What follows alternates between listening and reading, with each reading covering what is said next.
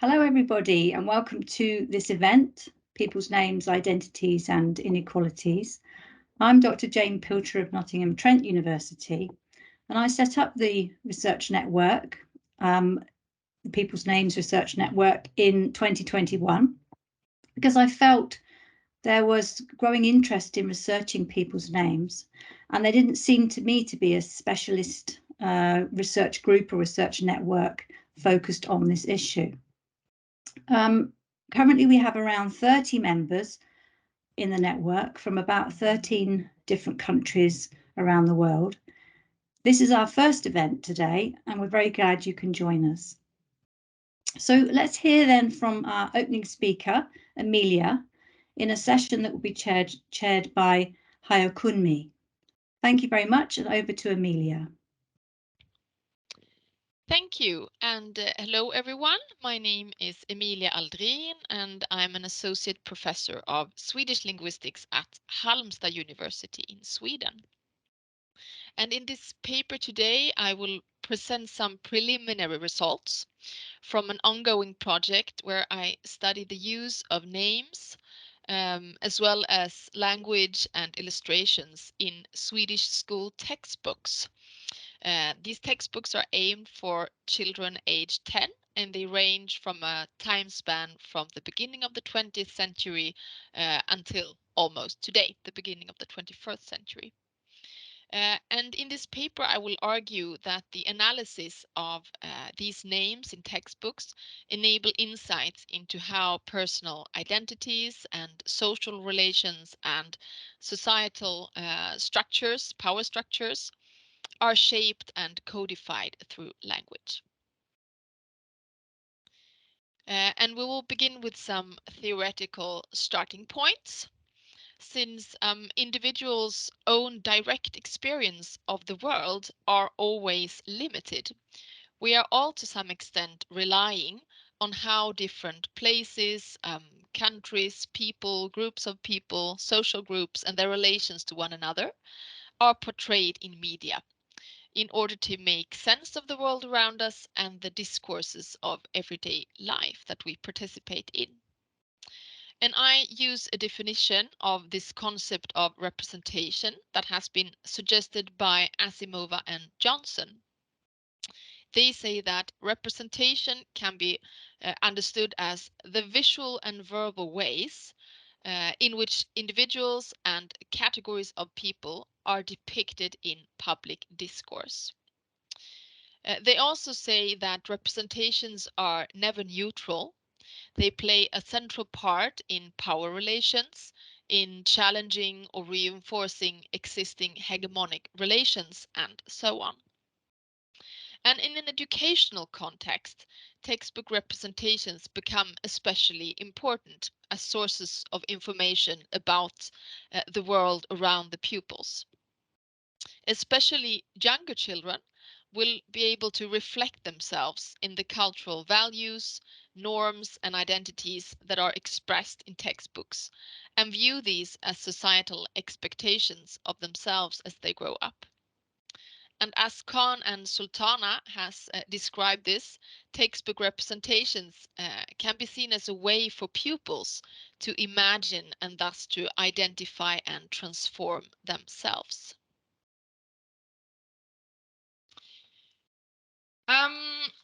What then is the role of names in representations and in textbook representations? Names are not only neutral labels for reference in a text. Rather, they are semiotic resources that can be used for meaning making in more or less conscious ways. First of all, the use of personal names in a text makes people visible. Characters in a text that only occur on a photograph or are only referred to with a nominal phrase such as the girl or her friend, they will remain rather anonymous and vague for the reader. Whereas characters that are named will appear as clear individuals. They will be more clearly identifiable for the reader. Secondly, names contribute to give characters a certain identity. For example, as female or male, as young or old, as a member of a certain social group or culture. So names add information and construct identities within the text. And furthermore, by referring to a character by name in the text, it is indicated that this person is someone that is relevant for the reader to be able to relate to take notice of, and to remember. In everyday life, we only use names for people that we actually engage with in interaction. And therefore, textbook use of names also bring the readers closer to the text and its characters. So, the data that I will draw on in this presentation are, as I have already said, part of an ongoing research project where I study the use of names as well as use of other kinds of language and illustrations in textbooks from Sweden. These textbooks that I study are directed to the elementary school, that is Swedish grade 4 in explicit Swedish 10-year-old pupils are meant to read these texts. And I have included textbooks from 3 subjects: Swedish as mother tongue education, mathematics, and social science. And the textbooks that I study come from a larger, wide time span from the 1920s until the years around 2010. And during this time period, of course, the Swedish society has undergone substantial changes, both in terms of gender equality and in terms of cultural diversity and immigration patterns and so on. And this is mirrored in interesting ways in the textbook naming, which I will show you in a minute. But I would also like to underline before I actually start presenting results that this is a large project and I will only be able to pinpoint some very few tendencies. And the results I bring forward today must be seen as preliminary since analyses are still ongoing. So we will start by looking at Sweden in the 1920s. An analysis of 3 textbooks from this decade show that at this point the Swedish society is constructed as highly homogeneous, both regarding gender and regarding culture. Over 80% of the name references in these textbooks refer to, sorry, something happened here, refer to men. And that means that there are very few women or girls existing in the textbooks at all. Furthermore, women and men are referred to in different ways within the text at this time. When women are referred to, both children and adults, first names only are used, such as Eva. But when men are referred to, and particularly adult men, last names are very often used. It can be a last name alone, or it can be a last name together with a first name, as in Jöns Bengtsson here, or it can be a last name together with a professional title, such as Butcher Lindgren. In addition, women are seldom made agents in the text. That means that when female names occur, they are mentioned, but they are seldom positioned as subjects within a class. So they are seldom allowed to actually do something in the text. And when women do something in the text, it is very often related to household activities, such as in the example we see here, where Eva fetches 5 centiliter of cream and later fries meatloaves. Whereas another adult in the same text, Ström, referred to only with last name, is said to own land and buy land, wants to plant on his land, and so on. Mm? A closer look at the names that occur in the 1920s textbooks show that they are very often traditional Swedish names or traditional Scandinavian names. At this point in time, there are actually no names that clearly express any existence of cultural diversity in Sweden. And this is interesting since obviously there has been cultural diversity in Sweden for a long time, in the 1920s as well. We have national minorities in Sweden, such as Finnish-speaking and Sami-speaking minorities that could have been made visible, but these are quite invisible in the data at this point in time. So in sum, during the 1920s, the Swedish textbooks that I have studied and that these children got to read diminished women and completely ignored cultural diversity. The social expectations that were constructed through the naming strategies was of a homogeneous society where women and minority groups would have had very little place and very little power. So we move on to the 1950s textbook. And here the picture has actually only slightly changed. The analysis shows that during this decade, women are given more room in the texts than previously, but a clear gender hierarchy is also being constructed. So we see that the gender rates, the amount of female names in relation to male names is at this point in time almost equal. 39% of name references refer to women, so that is good, but still male names reoccur more often in the texts than the female names do, and still the men are very much more often made agents in the texts than the women. Like previously, we see differential uh, patterns of reference for women and men in the 1950s, but the pattern is different than before. Women are no longer referred to with a first name if they are adults. Then they are rather referred to with a social title and last name. So, Fru Andersson, for example, Mrs. Anderson.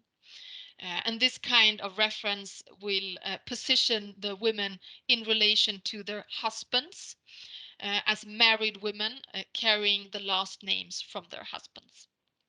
Men, on the other hand, in these textbooks are often referred to with job titles or professional titles when they're adults. So gardener learn, for example.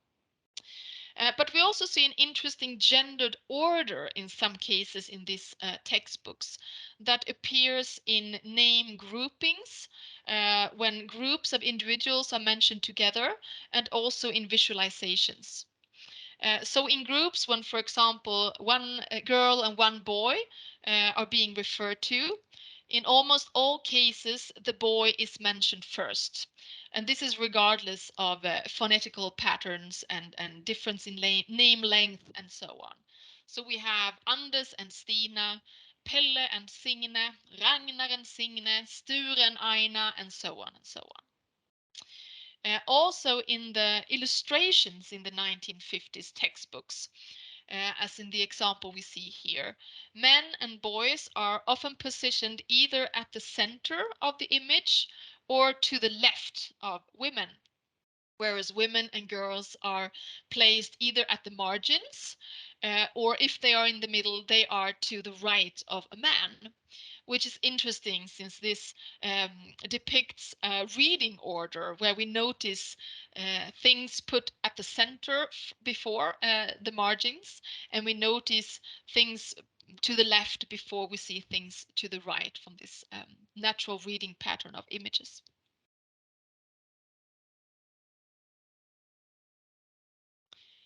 Regarding cultural diversity, there is still very few signs of this during the 1950s, but a few exceptions have started to occur. For example, the potentially English Dick and the potentially Finnish Aina. But these exceptions are very, very few. And visualizations of cultural diversity is non-existent. So in sum, at this point, Swedish textbooks still separate women from men very clearly. Women seem to be given less power and influence within the texts, and cultural diversity is being ignored largely. So still very little opportunity is given for the readers, the young pupils, to imagine an inclusive or gender equal society. But when we jump to the 2010s, the picture has dramatically changed. Regarding cultural diversity first, we can see that the degree of names that clearly express cultural diversity are now much, much larger. We have 17% of the names during this decade that clearly express cultural diversity.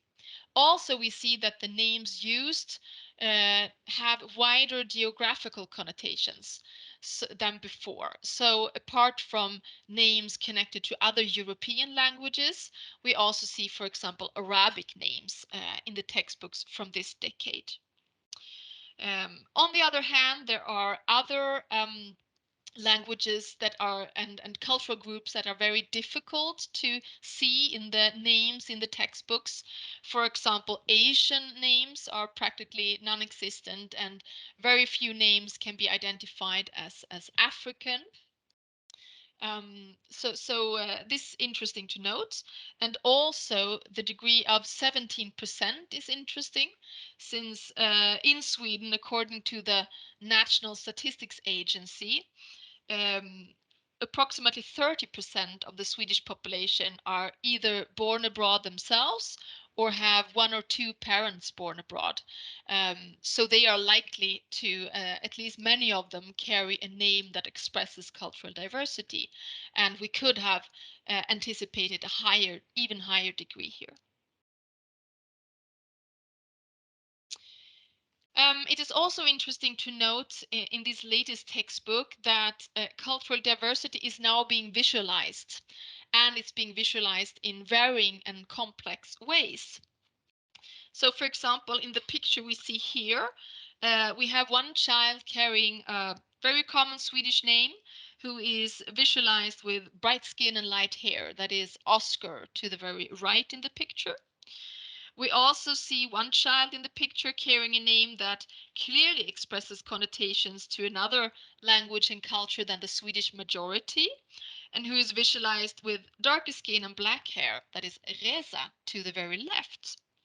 But then we also have two more children here, Eva and Melinda. Eva carries a name that is very common in Sweden, and she's visualized with black skin and black hair. And Melinda carries a name that is in Sweden often perceived as American or English, and she is visualized with light skin and dark black hair. And this to me creates a very interesting semiotic mix that really seems to enhance cultural diversity and also problematize some of the stereotypical views of which names that can be connected or carried by which people. So, coming to the conclusion very fast, we have seen a positive development in the textbook representations from a predominantly male and unicultural image of the Swedish society in the early years of this study to a more gender equal and multicultural image of Sweden in the textbooks from contemporary time. And this is a positive process, of course, an important basis for the creation of an inclusive society for the future, I think. However, we have also noticed that there are certain issues of representation that actually persist, and more work needs to be done. And also, I hope to have been able to show, although quickly today, that name use constitute an important part of textbook representations, and that personal names can create important signals to pupils about who is important enough to know by name, who is not, who is considered part of a close us or a distant them, and which kinds of names are connected to various roles and attributes. So I hope that you found this interesting, and I thank you for your attention.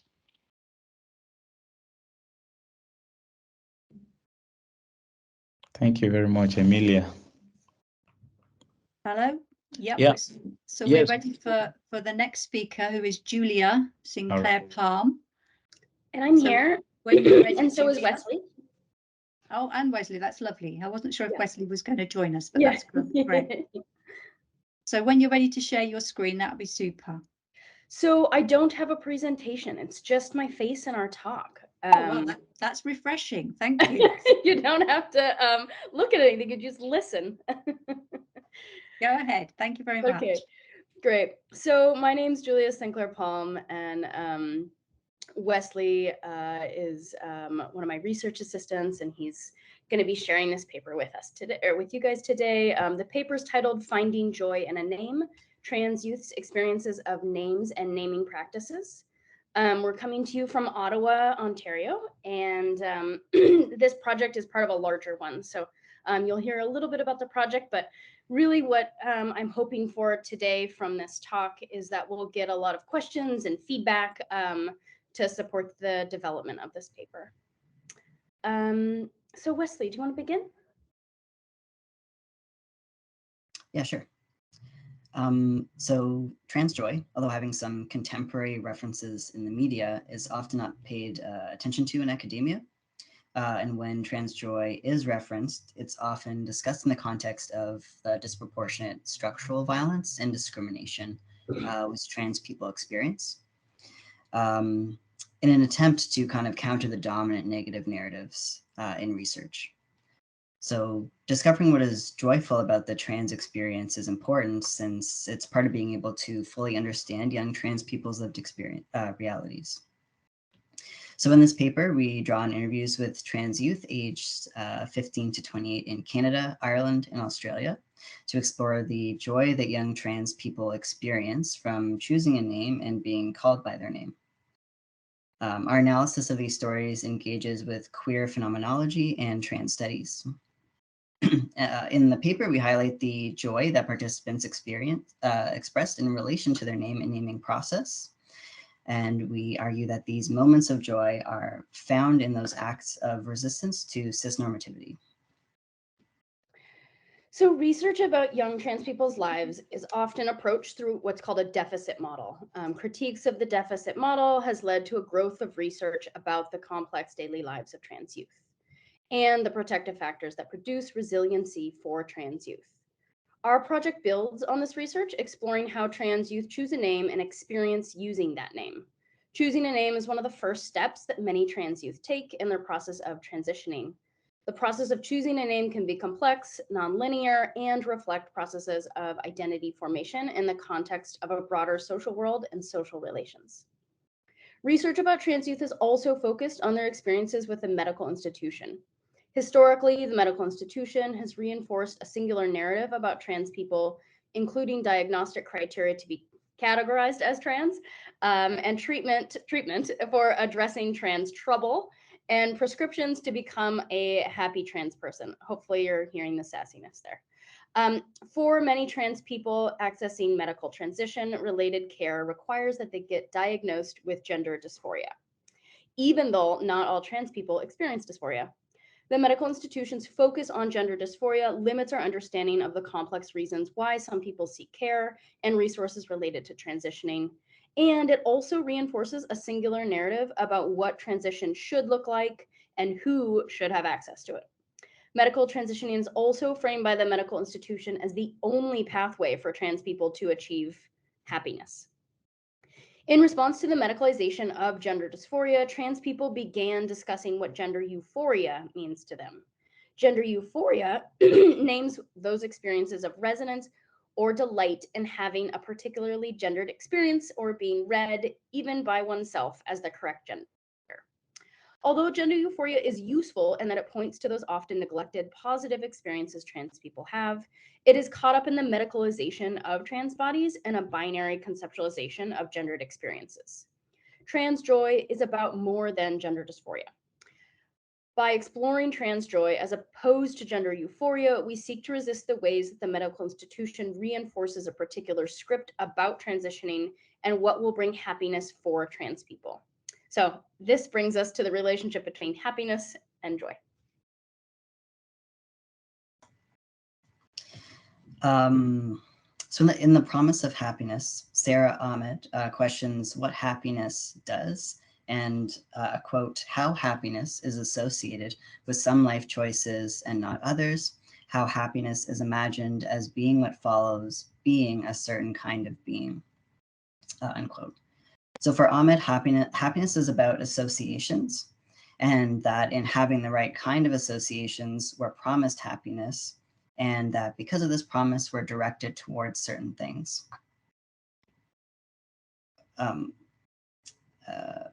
Happiness is something we move towards, something like always on the horizon and in the future. Happiness is framed societally as something that is meant to be static, an ongoing state, and something that Western society associates with as the end of the story, so to speak. In contrast, joy is something you can arrive at, and yet is momentary. Joy can exist in moments of grief and sadness, for example. So in this paper, we work with these ideas of joy and the critiques of happiness to think about how trans youth tell stories about choosing a name and using their name. Choosing a name is an act of resistance in that societal norms instruct us to use the name our parents give us at birth. And in Western society, names are only allowed to change under patriarchy, for example, when women marry men, or when white colonizers decide not to respect people's given names. Also some sassiness there. So a little bit about our research project. This research study began in 2014 in Canada with a focus on young trans people's experiences of choosing a name. In 2019, I received additional funds to expand the project to conduct interviews with young trans folks in Australia and Ireland. These countries have a similar history and ongoing culture of colonialism, and both are seen in increasing social awareness about young trans people and political shifts regarding trans rights. In 2014, I conducted semi-structured interviews with 10 young trans people, ages 15 to 25 years old in Canada. And from 2020 to 2022, I conducted semi-structured interviews using Zoom with 15 young trans people, ages 16 to 28 years old in Australia and Ireland. So I'm going to be drawing on those interviews in this paper. Using an in-depth interview framework, participants were asked about their relationships to their names, including how they chose their name and the role of their family and community in this process. Interviews were analyzed using inductive thematic analysis, which involved a process of moving kind of back and forth between the data, the initial codes developed by me and the research assistants, and research about names and young people to explore patterns in the data. Today, we have time to discuss just one theme, but this is just the start of our analysis, so I'm looking forward to chatting more. So this theme is finding joy in the non-normative. So in our analysis of the interviews, we found that young trans people chose their names by negotiating their own desires, as well as gendered social norms. So some young trans people found joy in choosing a name which reflected an ambiguous or socially unintelligible gender.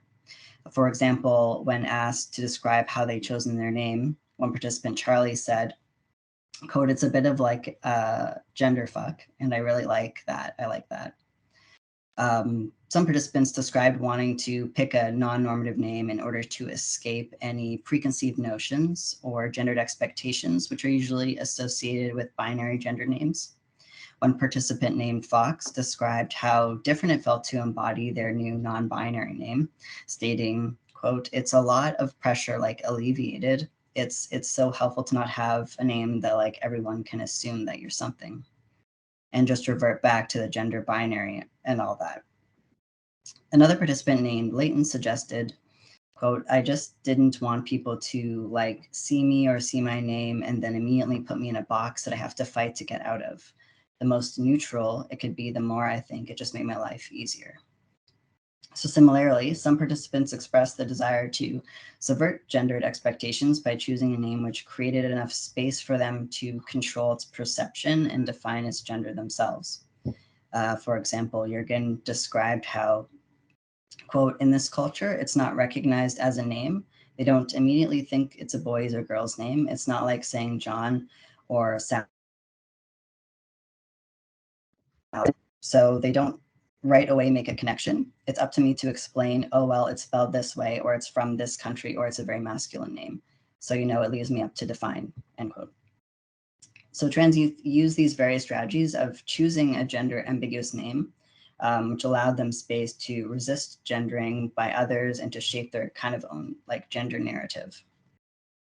Some participants also described the ability to create pleasure through the strategic choice of a non-normative name, which for them did not refer back to the binary gender system. So for example, Pallas chose her name after a structural object, stating that, quote, I think it was important so that nobody had any sort of preconceived ideas about who a Pallas would be or what a Pallas would look like or act like or think like or what their gender would be, because they'd be like Pallas and then have no idea who was going to walk through the door. And I like that, end quote. We also found that some youth found those same spaces of non-normative gender, which brought others joy, as potential stressful places where they expressed that choosing a non-normative name would have held negative social consequences. So, for example, several participants expressed that their choice of a name was shaped by the desire to avoid pushback or questioning they anticipated would result from a non-normative name.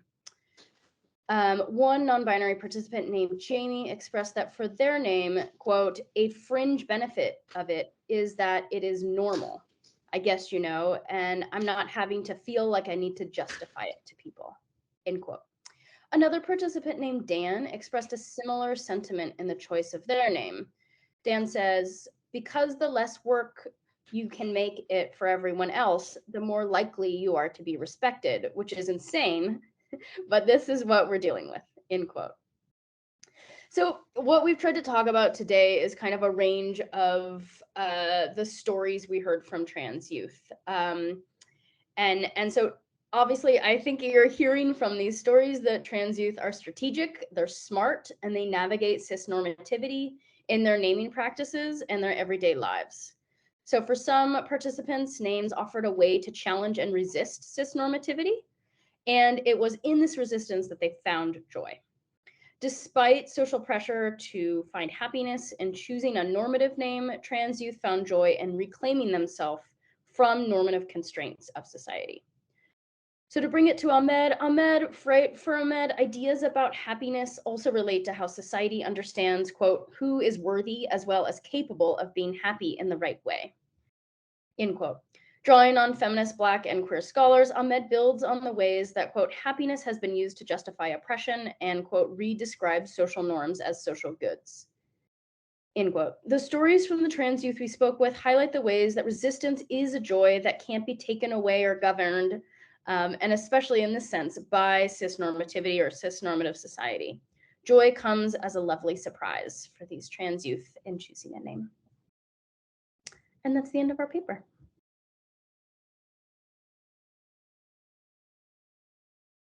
Thank you, Julia and Wesley. That was really, really fascinating. Thank you so much. I think it's my paper up next with Jane Bryan from Warwick University and Hannah Deakin-Smith. So I'm going to hope that Hannah's going to share your screen when you're ready, Hannah.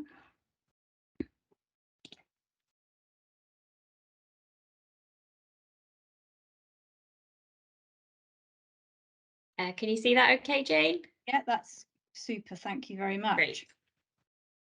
So this is a three-way presentation between Jane Bryan of Warwick University, myself, and Hannah of Nottingham Trent University.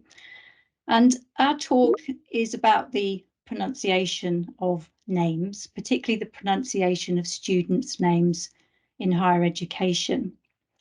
Okay, Hannah. Next slide, please. Thank you.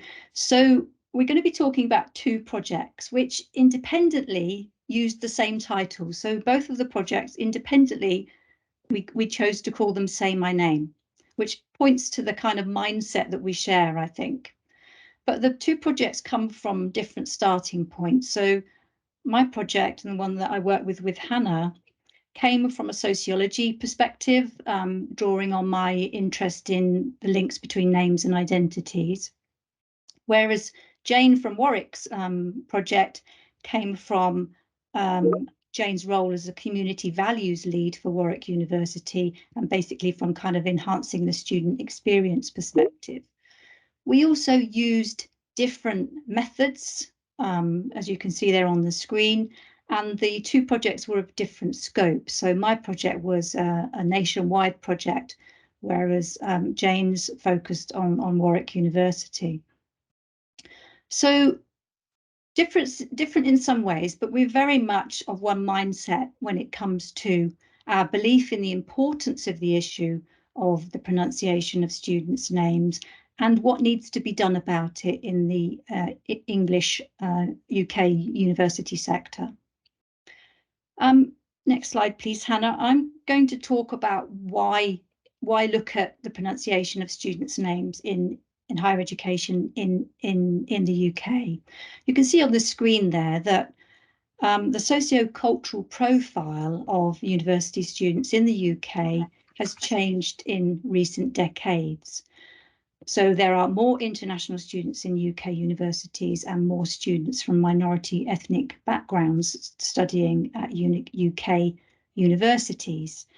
So this means that over time, UK universities have become less monocultural, less mono-national, and less monolingual than they once were.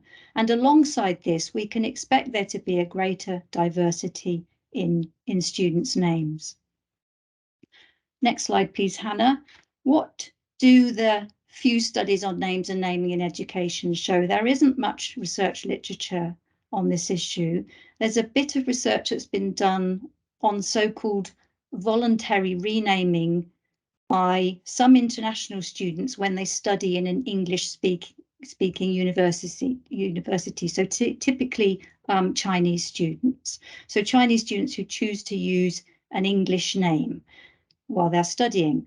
This is argued to be a pragmatic response by those students so that they can avoid issues with the spelling of their Chinese name and the pronunciation of their Chinese name. There's also some studies in the US on what's been called the involuntary renaming experiences, particularly of minority ethnic students.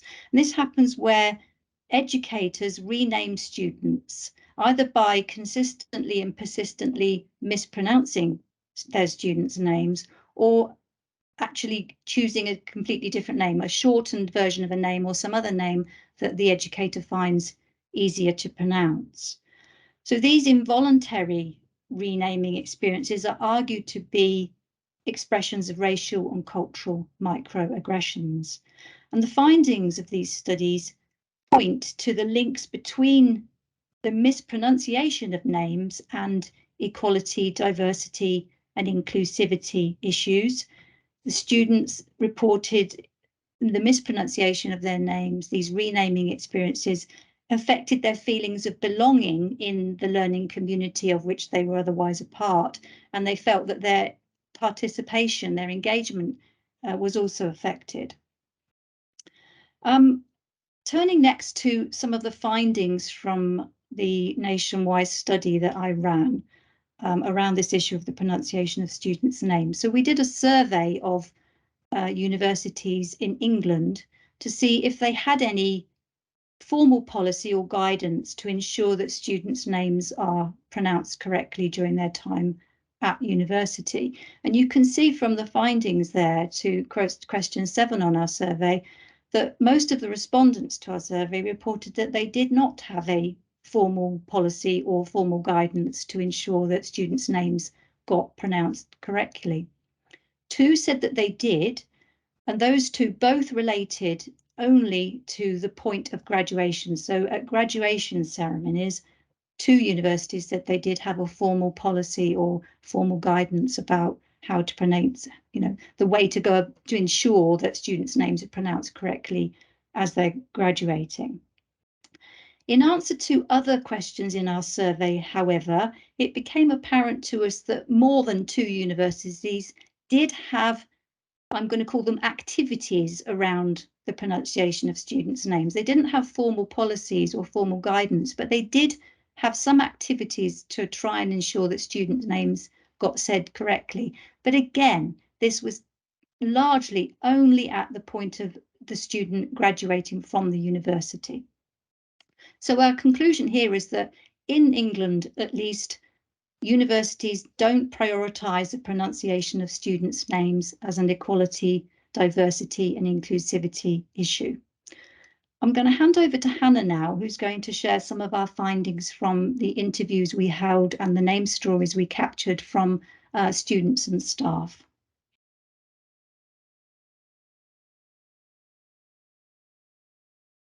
Sorry, unmuting my mic would be helpful. Thank you, Jane. So these are going to be some of the findings from the student interviews and name stories and the staff interviews that we conducted. So amongst staff, there was very much an awareness that name pronunciation was an issue that they were encountering in their work, and most were very willing to improve their skills in this area. It really was something that they spoke about wanting to get right. However, this was often paired with a lack of knowledge and/or resources in order to enable them to improve their name pronunciation, and many spoke about wanting or needing more support in this area. An issue we came across in both the staff and the student interviews was the avoidance of student names.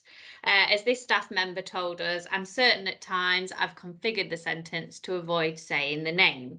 So staff would often avoid calling on students with names that they deem difficult to pronounce, or use alternatives to their name, call them mate or bud, or lots of different strategies to avoid saying the name.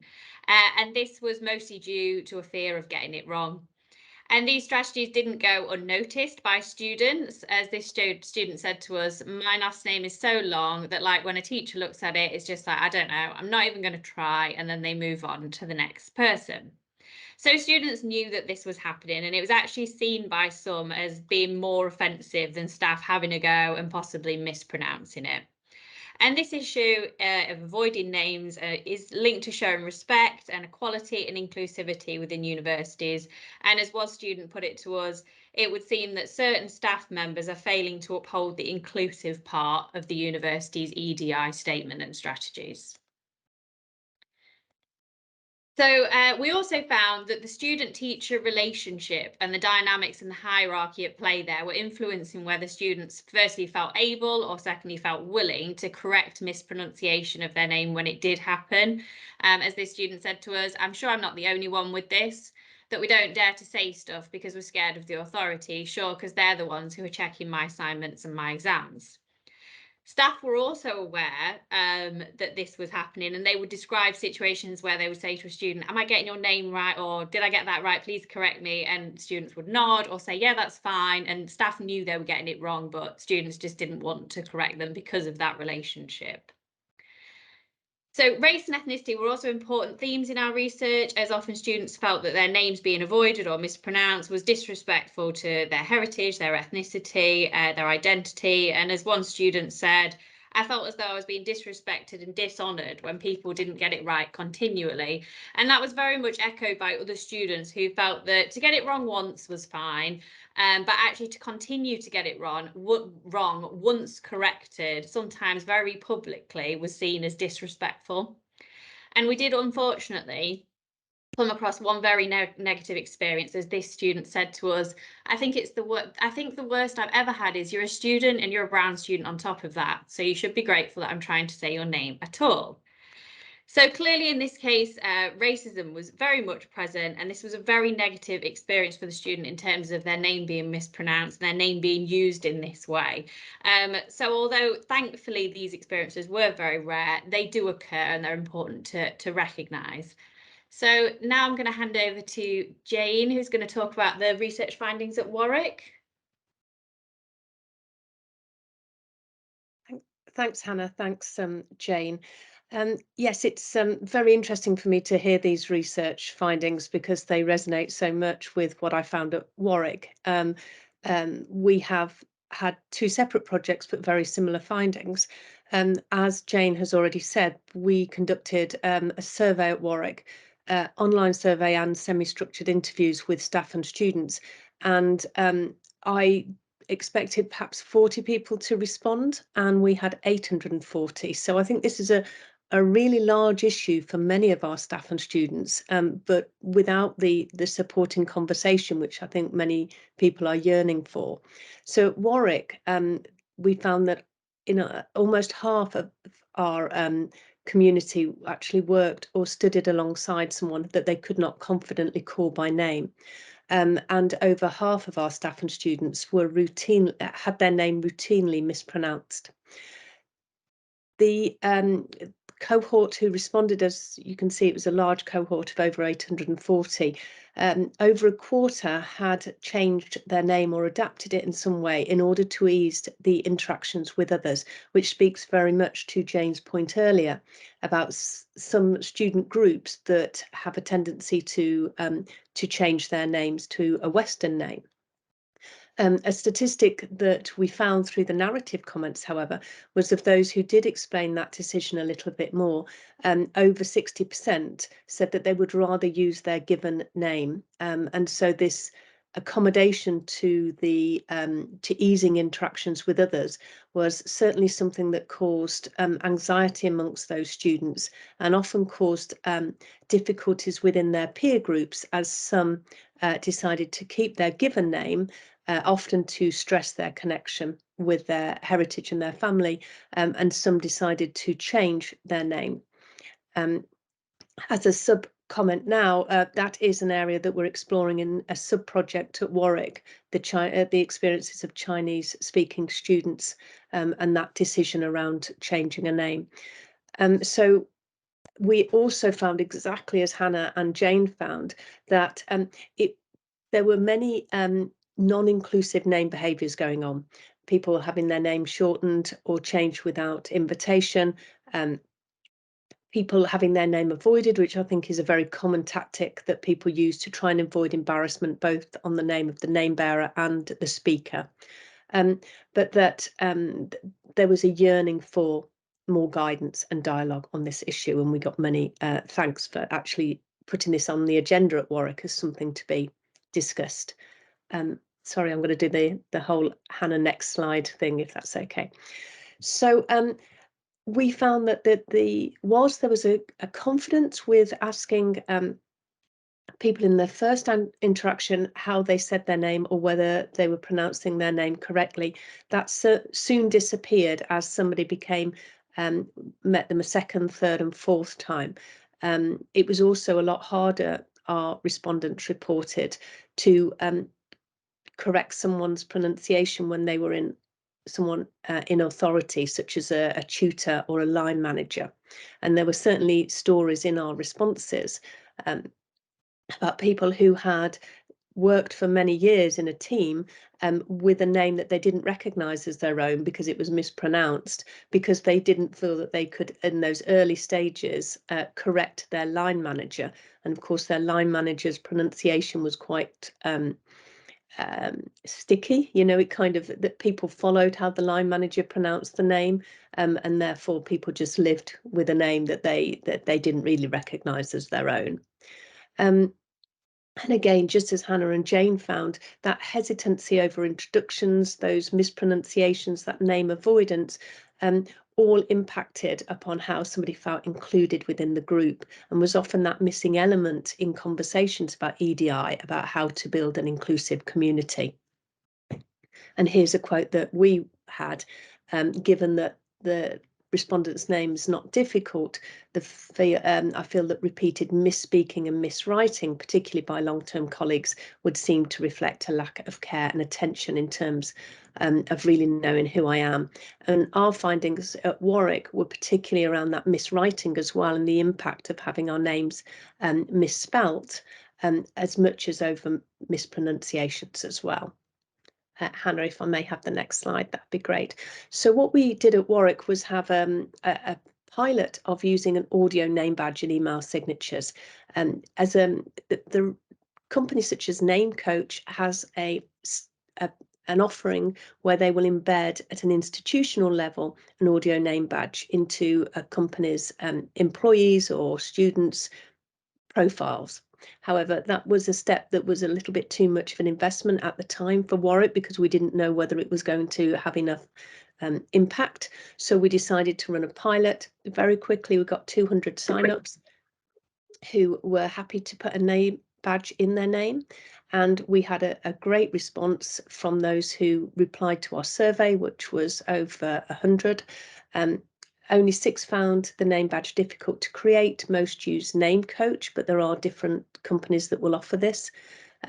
The idea is that you record your own name and embed it as a link into your email signature, which both signals the importance of correct pronunciation, but also gives a practical tool to allow somebody to practice that in private. It can be helpful for people you know well. It can also be something you can ask people to create if they're, for example, going to be speakers at an event.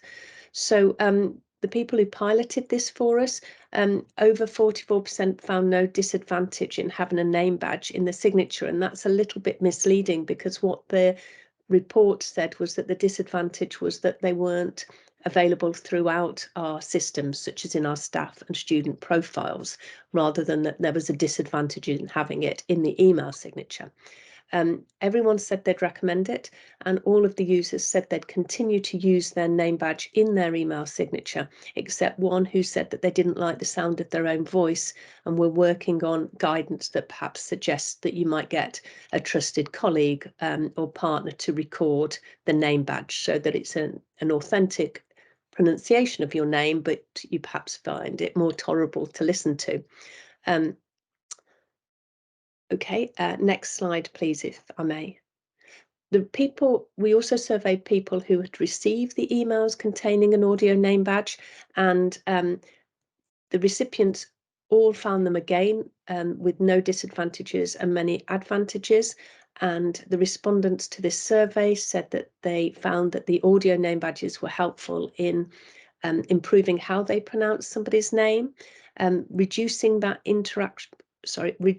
embarrassment that can come when you're having to practice somebody's name in front of the name bearer, and the social anxiety that can cause for both the parties and the bystanders who can see the difficulty that some might be having. So having this tool allowed private practice, which felt a more respectful way to get names right. And it then helped that problem that we were having at Warwick, where so many people felt that they couldn't call somebody by name, and that joy that's been mentioned by many surveys, and many of us will know, of being called by name and that recognition that it gives. And again, that sense that being able to help call somebody by name contributes to a feeling of community and belonging. And then the next slide, please. So our conclusions were very similar to Jane's, and I don't know, Jane, sorry, did you want to finish this slide? Well, I was going to speak to this slide, if you don't mind, but I think we've got time for you to contribute once I've said my bit. But the conclusions from both projects are much the same, really, in terms of the kind of policy recommendations that we're going to be making. So what we want to see going forward is a shift from the kind of ad hoc, individualized strategies of, individual staff members, even individual students, trying to address this issue of how particularly students' names are pronounced, and move that burden of responsibility from individuals to the institution as a whole. So we need to shift from ad hoc individualized strategies to institution-wide whole university approaches to this issue. So one aspect of that, which I think is important, is going to be including names and the importance of getting people's names right in terms of pronunciation in equality, diversity and inclusivity training for all university staff, because it's not just the teaching staff. We also spoke to, in our project, we spoke to professional services staff, and students also reported, staff at the student gym, for example, getting their names wrong. So it's all kinds of university staff, which I think Jane's study at Warwick captured really well. So names need to be included in equality, diversity and inclusivity training for all staff. It also needs to be a whole kind of life cycle of a student's time at a university, from the period in which they are first arrive at university and they go through various induction activities, all the way through their university career, up to and including the point of graduation. It's too late to only do it at graduation. It needs to be something that is addressed throughout a university student's career. And Jane's project also showed the benefit of using technological solutions here as part of the kind of ways a university can address this. Jane mentioned Name Coach. I'm a fan of Name Coach myself, but there are any number of technological solutions out there that universities firstly could be publicising that they're available, but also trying to integrate more centrally with their student record systems, so that again the emphasis is shifted from individuals to the kind of university solution, university-wide solutions built into their kind of student record systems and staff record systems too. So I don't know, Jane, if you want to add anything to our conclusions there. I think they're really well expressed and summarise everything. One thing that we found at Warwick, quite unexpectedly actually, was that our HR system allowed for audio name files to be uploaded with every staff member's profile and phonetic guides. And so sometimes there are ways in which a cross-institution solution can be found hidden within other processes which aren't being promoted because people just are still not realizing the importance of names. And so anybody who uses SAP success factors, we produce some guidance for them on how to navigate easily their processes to allow these name badges to be created and create a database across our whole university, and why that's important. So I think it's, once people know that's what they should be aiming for, getting names right and the negative impacts of mispronunciation and name avoidance, I think it then helps people find solutions which are often just sitting there like on LinkedIn, but we don't go looking for them. So that's a tip if anybody has got that facility within their institution that we found out very recently. Thanks, Jane, for giving me the chance to say something at the end. Okay, well, thank you to Jane and to Hannah for contributing to this session. I'm now going to hand back over to Aya Kunmi, who will be chairing this discussion, the question and answer session, for all the presenters in this first session of our event today. So we're looking for questions for Emilia, for Julia and Wesley, and for Jane and Hannah and myself. All right, thank you very much, all the presenters. I'm very sure that we can see the comments in the chat box. We've been having a lot of interactions among scholars on the presentations that we've had. So that's a proof that we've had, despite trying to keep the time and making it brief, it's been very stimulating, having all these articles. And of course, I will still say a congratulations to Jane, for having this inaugural symposium, because it's a bold step, and it's also going to encourage emerging scholars, to keep to their goals and their ideas. So having said that, I'll just run through some of the few things that I've penned down so that I can open the floor for questions. And of course, we'd like to get responses and feedback from the presenters, if you don't mind. All right. So Emilia, who was the first presenter, talked about, name choices, or naming as semiotic research using selected textbook, Swedish textbook. And she, took us through the historical lane, from the 1920s, to the recent 21st century, and, she talked about, the different changes and how the culture in terms of the print culture attended towards, projecting the male gender, over the females. So, and, she also talked about the recent changes, like starting from the 2010s, how the gender box as probably a target, had been, deconstructed, or had been challenged, as different shifts. I would say like a type of gender shift, has occurred. Now that women and females are represented well, using the margins of textbooks and the likes.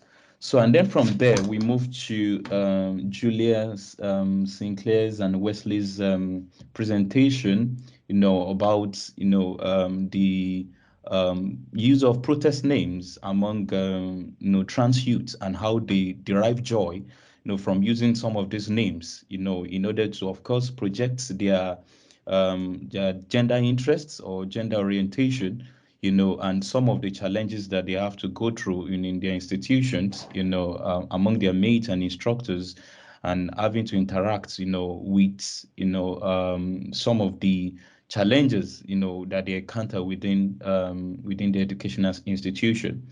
So, and moving from there, the presentation by Julia Sinclair and Wesley, it's very close to the last presentation that we had from Jane, Brian, of course, Jane and Hannah, that talked about the issue of mispronunciation of names, among tertiary institution students in the United Kingdom. So fortunately, I was present, of course, due to Jane's graciously extended invitation for the presentation we had at Warwick, Say My Name. So, and of course, I was also part of the interaction as we dialogued about the importance of encouraging students in order to pronounce their name, of their colleagues, particularly those who are non-English and those who come from the minority group, correctly. So in order to encourage them, about their identity. So I see a kind of semblance or connection between the last two. Of course, the three papers or the three articles are all connected with identity, being at the central as a central theme, in the three presentation. And I think it's been very stimulating, having all those having the research, the statistics, and it's really a great way of fulfilling the objective of this budding organization or naming organization, which is about researching or exploring the names of people within the society. And I think we've done justice to that. So without wasting time, I would like to I don't know, Jane, do you want people to type their questions for me to read out, or they can just switch on their mic and then ask the question directly? Yeah, people can raise the hand, so you can use the reactions icon to choose the hand raising. So we already have 2 people with a hand raised, including me. Yeah. So it might not be possible to take everybody's comments from the chat. Yeah. So it's probably, if you do have a question, it's probably easier if you just raise your hand, and we'll take as many of those as possible. So I think Deetha Foster is first. Over to you, Deetha. Yes, good afternoon. I have a question for Emilia, if that's possible. Emilia, thank you for your interesting presentation. I'm also a textbook researcher, and I've been examining Dutch textbooks.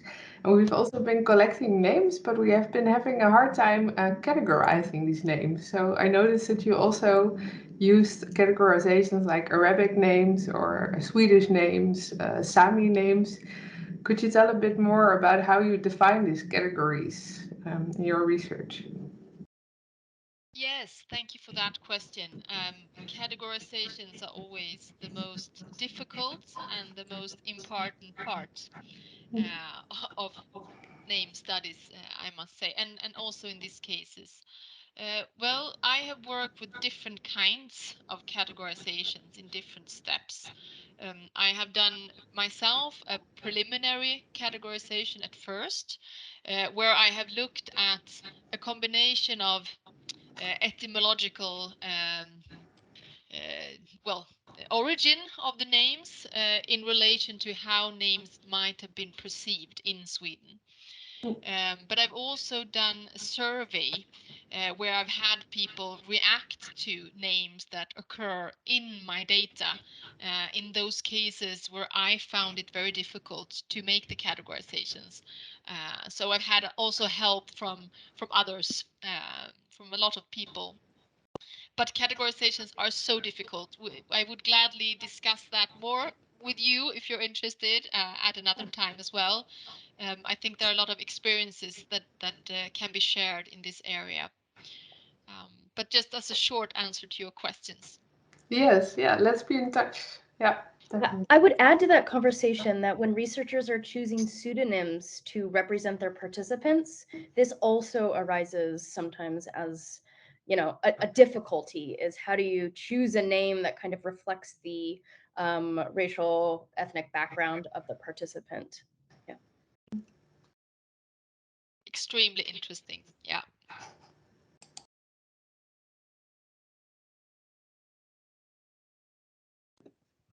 Yeah, thank you. Yeah, thank you very much for that question.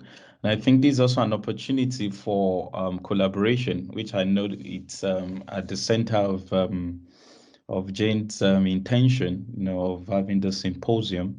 And I think this symposium will really go a long way, to build. We'll be able to build on that. So I think there's another hand that is raised. I think I'm next in the order. If you go to people or people, it will show you the order of the people asking the questions. So I'm going to butt in then and ask my question. And this is a question for Julia and Wesley.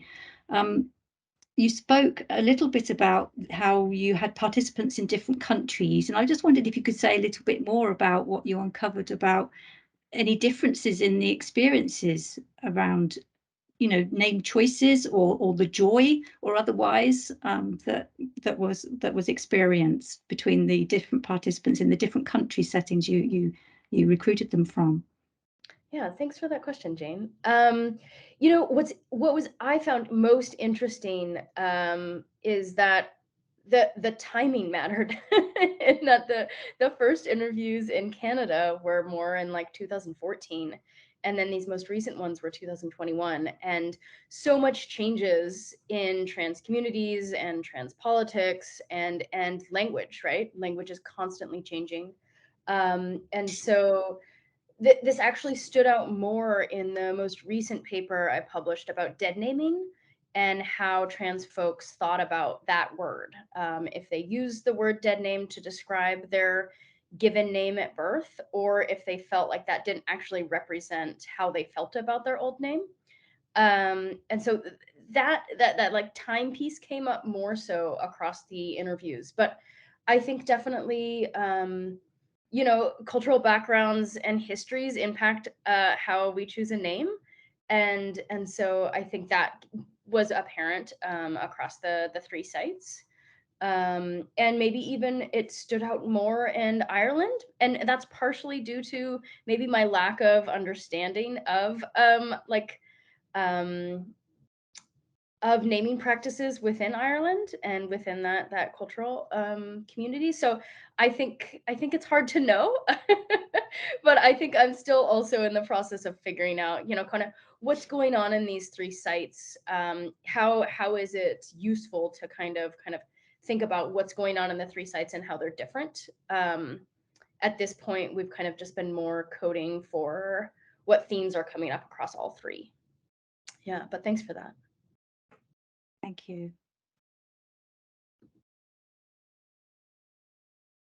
So we have another question from Guy. Yes, hello there. My name's Guy Pusey. I'm from the University of Edinburgh. I work in Scandinavian studies and in onomastics a wee bit as well. These were fantastic papers. Thank you, all of you. I have a question for Julia and Wesley as well. And you already picked up on the ethical dimension of the research, and I think, of course, for all research working on focusing on people's names, this can be a thorny one, because it's really useful to know the names that we're talking about, but equally, this is some of the most personal information there is, and that we, normally, especially in social science research, there would be an imperative to use pseudonyms. We had some great examples of names that you mentioned in your talk, and I was wondering where I assume those were the actual names and that consent was given, etc. But I wonder if you could say a bit more about how you've approached the ethical side, because I've been doing a bit of similar stuff myself, although I guess from a cisgender perspective, looking at name changes. I changed my own first name, so Guy is not what it says on my birth certificate. And when I recently became an Italian citizen, and the Italian state wanted to dead name me, basically, and use the name that was on my birth certificate at all costs. And that's because I was born in England, and in England you cannot change your birth certificate more than 6 months after your birth. I now live in Scotland. If I'd been born in Scotland, you can. And that would have saved a lot of problem if only my mother had been in Scotland. Anyway, because I've been working on my own name, that solves some of the ethical dimensions a bit. But even then, there's problems. But I'd be really interested to know what you have to say about that. Yeah, and this was such an interesting ethical dilemma to face, right? How do you have a project about names and then choose a pseudonym for your participants? And then how do you actually use their quotes and stories about their name if you're using a pseudonym? So what I ended up doing was giving participants the choice. They could choose a pseudonym or they could use their name, up to them. And actually having them choose a pseudonym then also offered another layer of them choosing a name.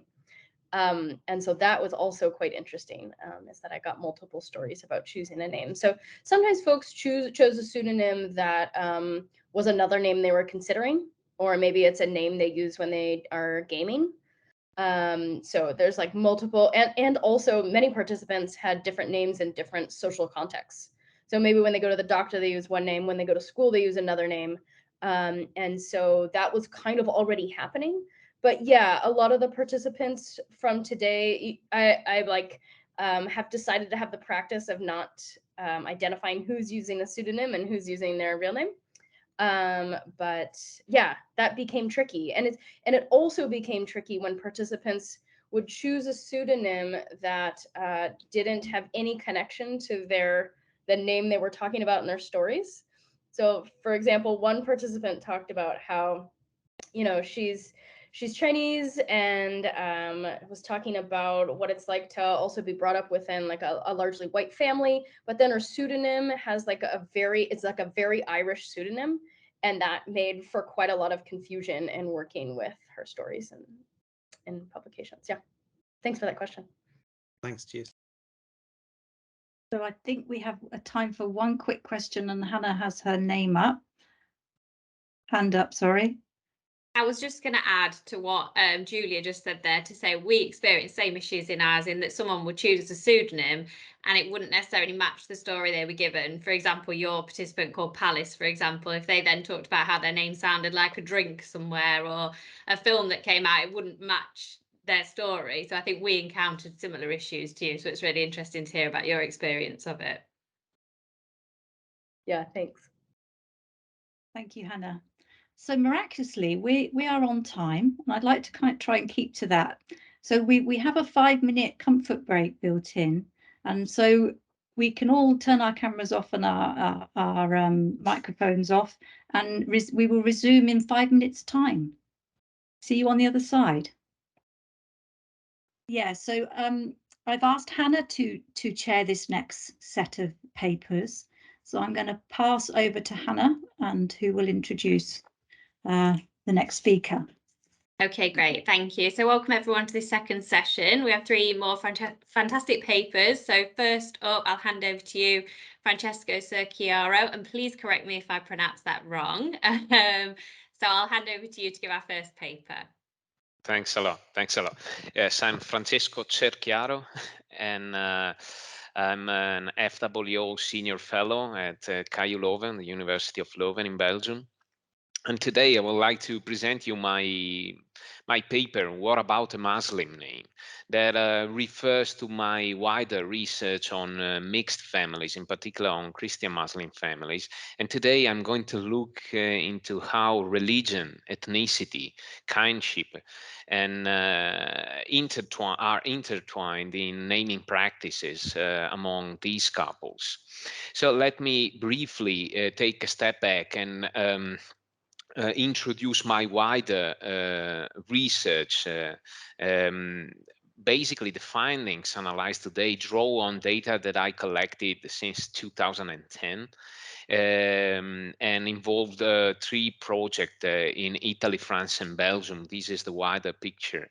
So it included my first PhD on Christian Muslim families, and then a postdoc, so with fieldwork in Italy, then a Marie Curie fellowship in Belgium and France, and my current FWO project, which inquires the activities of a Mixed Families Association in Italy, France, and Belgium. But today, I would like to narrow the data I'm going to present to the Italian case study, both to being able to present in 20 minutes, but also to go deeper into the understanding of naming practices in the Italian context and in this specific type of mixed families. Why Christian Muslim families, I would say, and why I define them as an emblematic case study of mixedness? Well, because in a way they are overexposed to the public debate because of their religious difference that is often assumed as the mainly conflictual dimension. But these the partners of these couples most of the time incorporate different layers of difference, both religious, ethnic, and class differences. So just to give you this wider picture, in these 10 years, I have inquired different aspects related to how and when partners experience the mixedness. So I inquired how partners cope with their different religious background. What are the gender implications? For instance, if the Muslim partner is the man or the woman. Again, what are the self-identification of the children raised in these families? How do they identify with their parents' racial, ethnic, and religious background? And in my current research project, how partners cope with the stigmatization that they perceive in their everyday life, but also how they try to counter this stigmatization through the action of mixed families associations. So you can see this wider picture include different ways of looking at mixed families. So why studying mixedness is interesting from a sociological perspective? I would say because precisely we are going to study how difference is socially constructed, because difference is the concept on which is also built the same idea of being a mixed couple. When and how a couple is perceived as mixed, but also when and how a couple and the family members experience themselves being a mixed family. So these, in a way, is linked to my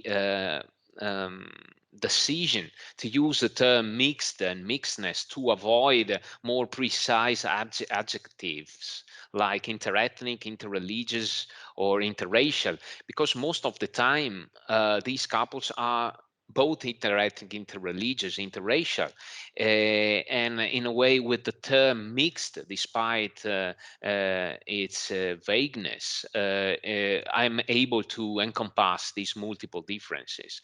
And these is connected inevitably with the importance of an intersectional approach.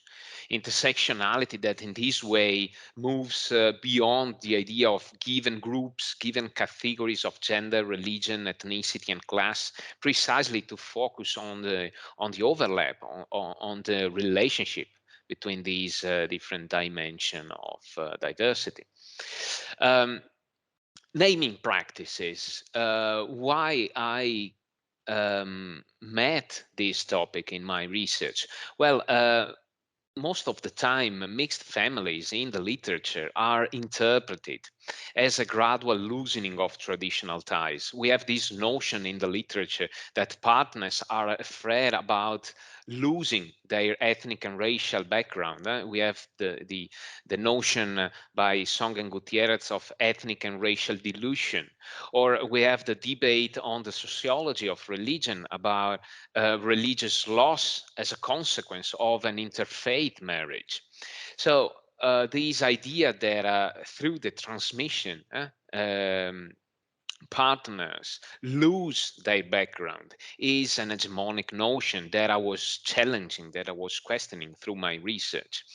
And so I found particularly interesting how partners decided to give names to their children. So the naming practices emerged as an empirically rooted important topic, because most of the time, even if there was not literature, I was understanding their naming practices was a way that partners use to try to counter these apparently inevitable loss of their cultural background. And indeed, little has been said about naming practices in mixed families. Some studies, the one of Streif Fennard in France, or Edwards and Caballero in the UK, or my first publication in the Italian context, reveal how names are used as a strong marker through which the partners try to transmit collective identities regarding race, ethnicity, and religion. So in this presentation, I will like to focus on the Italian case study. I would skip a bit some methodological details, and we can maybe discuss them later to focus on these naming practices, on the way they emerge in the interviews that I've done. So we are referring to 40 married heterosexual couples living in northeastern Italy in the Veneto region. 32 cases, in the 32 cases, the minority partner was the man. In just 8 cases, the woman. 66 offspring, between 30 female and 36 male. In 7 cases, the partners converted to the other partner's religion. In 5 cases, it was the Italian mother who converted to Islam. And in view of the peculiarities of the Muslim presence in Italy, which is characterized by fragmented ethnic groups, I decided to leave the fieldwork open to different ethnic national groups, so with a majority of Moroccans, which is in connection, which reflects in a way the migrant groups in Italy. My findings reveal 3 main naming practices that are precisely connected with different parenting strategies, different ways through which partners cope with their different background. And these are connected with the idea and the decision, to give double names to their children that emerge as a way to signal a sort of pact of equity between partners' cultural heritage. Again, we have a second naming practice that is about alternation of names from the majority and minority partner background that reflect in the accounts of the partner a kind of a mutual migration over time of a partner towards the other. Or as a third naming practice, names only related to the minority partner and the minority ethnic, racial, or religious background. So I would like to give you some in-depth information about these three strategies, precisely using the most meaningful narratives to exemplify each one of these three naming practices. For instance, here we have the case study of Mohammed and Giovanna, who named their children with the double name, Samir Giovanni and Omar Paolo. In this first account of Mohammed, we can see how double names are narrated as a pact of equity in transmitting both partners' cultural heritage. Mohammed says about our children's names, I told Giovanna I want my children to have a name from my culture, Arabic. But I'm not going to make a fuss if they have an Italian name too. So we had the idea of giving them our fundamental principles in their names. Double names are very important for us. For us, it's a way of saying we are in this together. So double names is a way to say we are in their names together. But it's also something more, and we can understand how double names also represents a kind of a tool, a resource that parents give to their children to face possible stigmatization. Indeed, in the words of Giovanna, Giovanna is aware that Arabic names are associated with negative stereotypes, above all in Italy. So she goes back to the memories when they decided a name. And we decided to give them two names, one Italian and one Muslim Arabic. Samir is the name of a wind which blows in the desert, a breeze. So there is a focus on the meaning that is quite common and transversal to all my data. But it's also somehow means one who watches the night. This is about the meaning. I didn't want names like Ali, Ali Baba, Abdullah that might cause him problems. So there is a connection with the stigmatizing social context. So we decided on a name that was easy. Easy to write. You can write it as you can read it. So we decided on a short Italian name which would sound right together with the other one. The idea, and this is important about the double name naming practice, the idea is that if the children don't feel comfortable with their foreign names, they can use the Italian one. And so they both have double names, Samir Giovanni and Omar Paolo.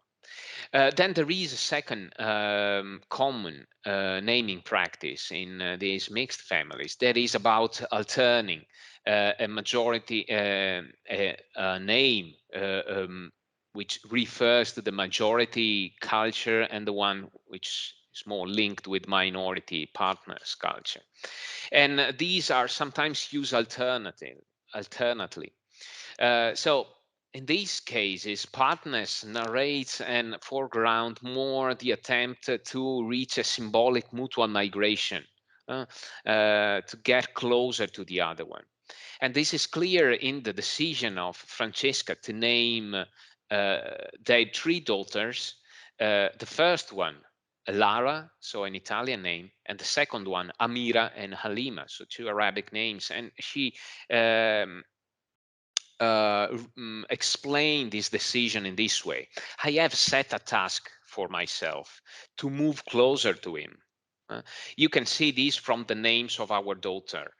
The first is Italian, the other two Arabic. Slowly, I internalized the experience of being mixed in a more balanced way to transmit their joint cultural heritage. And about these, his partner, Hamid, said, I said to Francesca, if we had a boy, I wanted him to have the name of my uncle, my mother's brother, who was very close to me. But then we had two more girls, and so the decision was in their understanding on Francesca, and Francesca decided Lara and also the other daughters, Amira and Halima. She chooses all the names. I should have choose the boys' names. In this way, we can see in this last account also the patrilineality that is often recalled, that it is much more important for the Muslim man to give names to his son. But also, again, there is a careful attention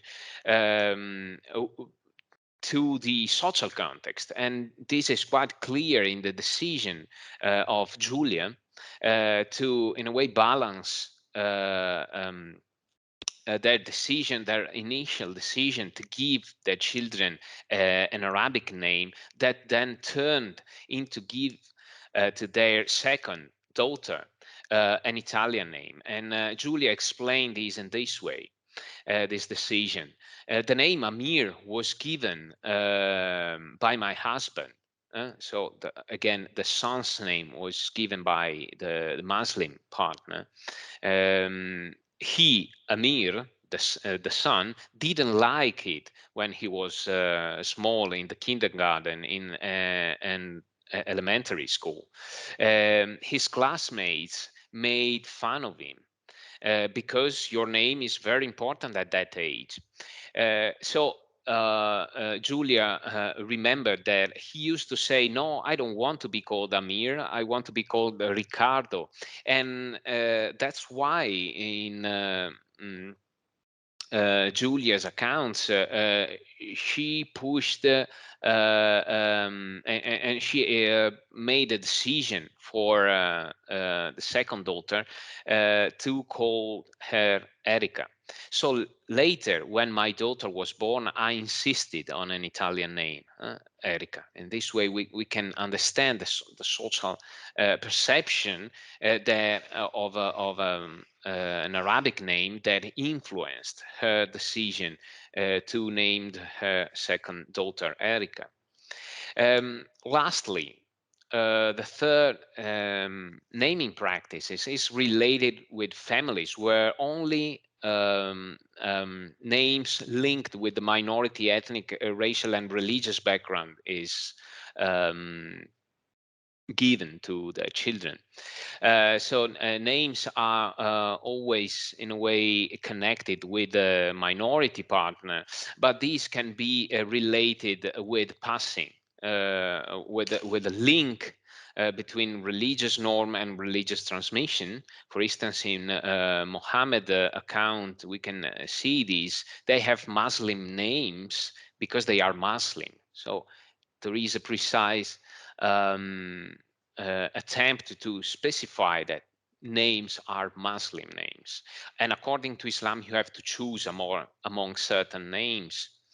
Again, the strong link between names and religious affiliation emerged particularly in couples where the Italian wife converted to Islam. In these families, it is foregrounded that giving Muslim names is a way to convey them and to transmit a religious affiliation to Islam. But again, there is an attention for the way the name is written. For instance, they decided to name their fourth daughter Aisha, Safia, Rayhana, and Lina, but Safia is she specified is written S-A-F-I-A. So as it is pronounced. And again, there is a clear highlight in her words about connecting names with the Islamic tradition. Aisha and Safia are also names of the wives of the Prophet. I'm going to conclude. I'm going to conclude. So these can be related with religious affiliation, but can also be related with just a way of passing ethnic roots. And this is quite evident in Hamidou account about their 2 children who have Senegalese names. They are black and they needed African names. They have all traditional Senegalese names. They also have Senegalese blood and skin. So there is a way to connect in this way names with the racial identities. So as an overall, to briefly conclude, these naming practices display different parenting strategies that can differently balance partners' different backgrounds. They show us a strong attempt to counter the fear of ethnic, racial, and religious dilution, the idea of losing in the transmission. But they are also affected by stigmatizing social context around Islam. So partners cares about the way a name sound, is written, is socially perceived, and make a decision that take into account these elements. And again, they can represent a strong marker of a religious identity, but they also conversely been exclusively related with ethnic and racial transmission. And in these last naming practice recalls the importance of embodied name identity, conceptualized by Pilcher. So I thank you very much for your attention. I hope I gave you some elements for debate, and I thank again all the organizing committee for inviting me. Thanks a lot. Thank you for that really interesting talk, Francesco. We're going to move on to our second paper now. Obviously, we'll do questions at the end like we did in the previous session. So if I can hand over to Federico Guccini, please. Yeah, I'm trying to stop sharing. Yeah. Okay. Thanks a lot.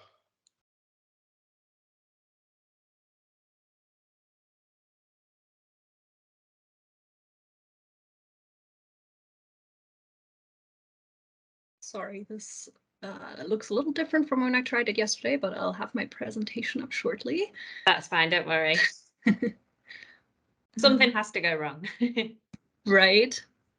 Always something.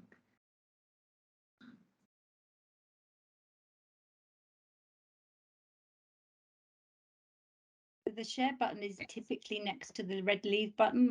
Have you found it now? Yeah. Yeah, I think so. Can you see my slides?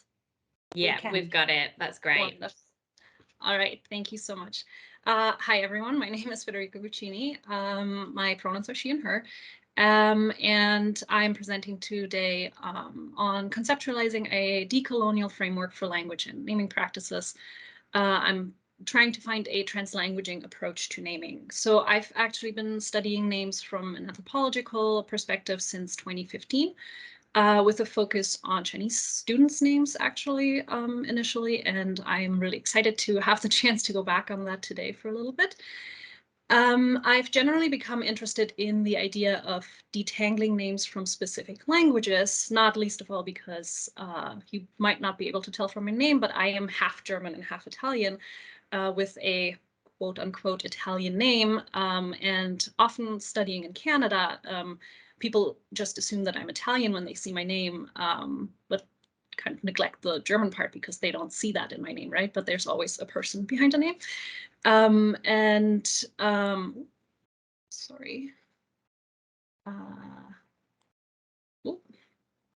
Someone requested to take control of my presentation and now it's gone. Oh. Maybe just reshare. Someone might have pressed the button accidentally.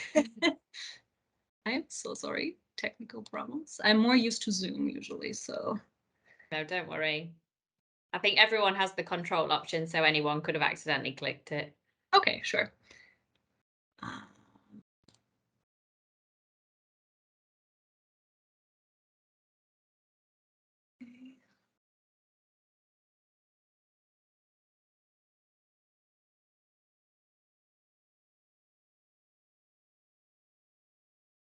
I think we're back to it.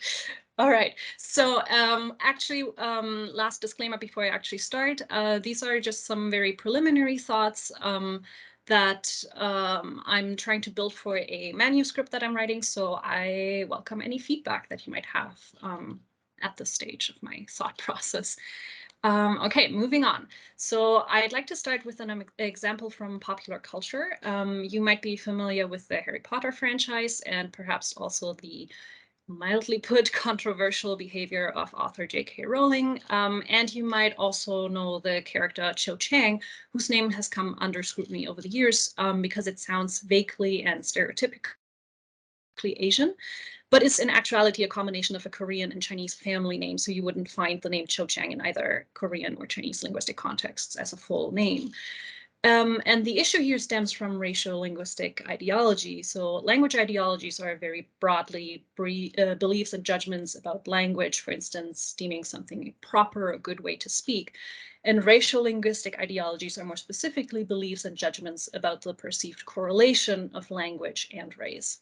And some people have, for instance, pointed out how close the pronunciation of Cho Chang is to the mocking Chingtong taunt to which a lot of Asian people are subjected, especially when Cho Chang's ethnicity is reduced to her name and not discussed at all in the books.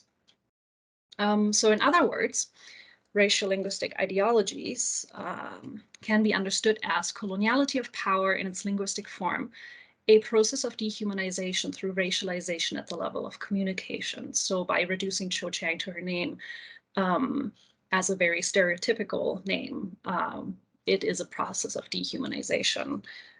All right, so in a second step of understanding the coloniality of name, we need to consider that our categorization and hierarchization of languages is also in and of itself a colonial ideology. So we can ask questions like, what is a language? Where does it start and end, and so forth? And many would probably think of multilingual people's speech as using separate languages, even when they're mixing them. So a more decolonial oriented sociolinguists and linguistic anthropologists would argue, on the other hand, that they are drawing from one unitary language repertoire, so not a separated repertoire, and are even challenging language boundaries by going between and beyond them in their speech. And this is what we call translanguaging. I make the case in this paper that we should think about names this way as well. So translanguaging names. Just a short interlude here. Why is this important for the study of names? Well, for one, names are often approached from the standpoint of monolingual bias, in which names are seen as belonging to only one speech community or language, even though many names have, over time, gone from being a foreign name to being integrated into local naming culture. And secondly, the lived experience of being named and naming is very different from this bias. And lived experience should really be at the forefront of our research, because what we are talking about is not just names, we are talking about people. And this shows then that we need a framework that allows us to talk about names and names research without reinforcing this monolingual bias. And again, I'm presenting some very preliminary ideas on how to build such a framework, but what I have considered so far is that a translanguaging names framework needs to incorporate a decolonial lens, in that it should challenge racial linguistic naming ideologies. And that in turn would be contingent on detangling language and naming from the colonial ideology of separation, meaning we need to think of language and naming as unbounded. And such a framework would then offer us a new way of thinking about names. Instead of being bound to a language or speech community, we could think of names as being embedded in unitary translingual repertoires.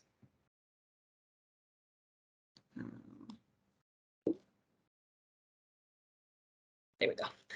I have two case studies with which I illustrate this perspective. So the first case study uses data from my PhD research, which is not focused on names, but has incorporated some data on names. I have done most of my field work for this project in Mauritius, a small island in the Indian Ocean, which is home to a small but significant Chinese community. So you find that here in I guess you can't see my cursor, but in the Indian Ocean area there I have 3 little yellow markers, and the middle one, that is Mauritius. I've also gone on some short research trips that are indicated by the other yellow markers on this map, as well as some research here in Canada, which was virtual, sadly, due to the pandemic. And this case study will serve the purpose of showing very directly colonial perspectives in Chinese naming. And the second case study comes from my previous research in my MA program, for which I interviewed Chinese international students in the US and Germany.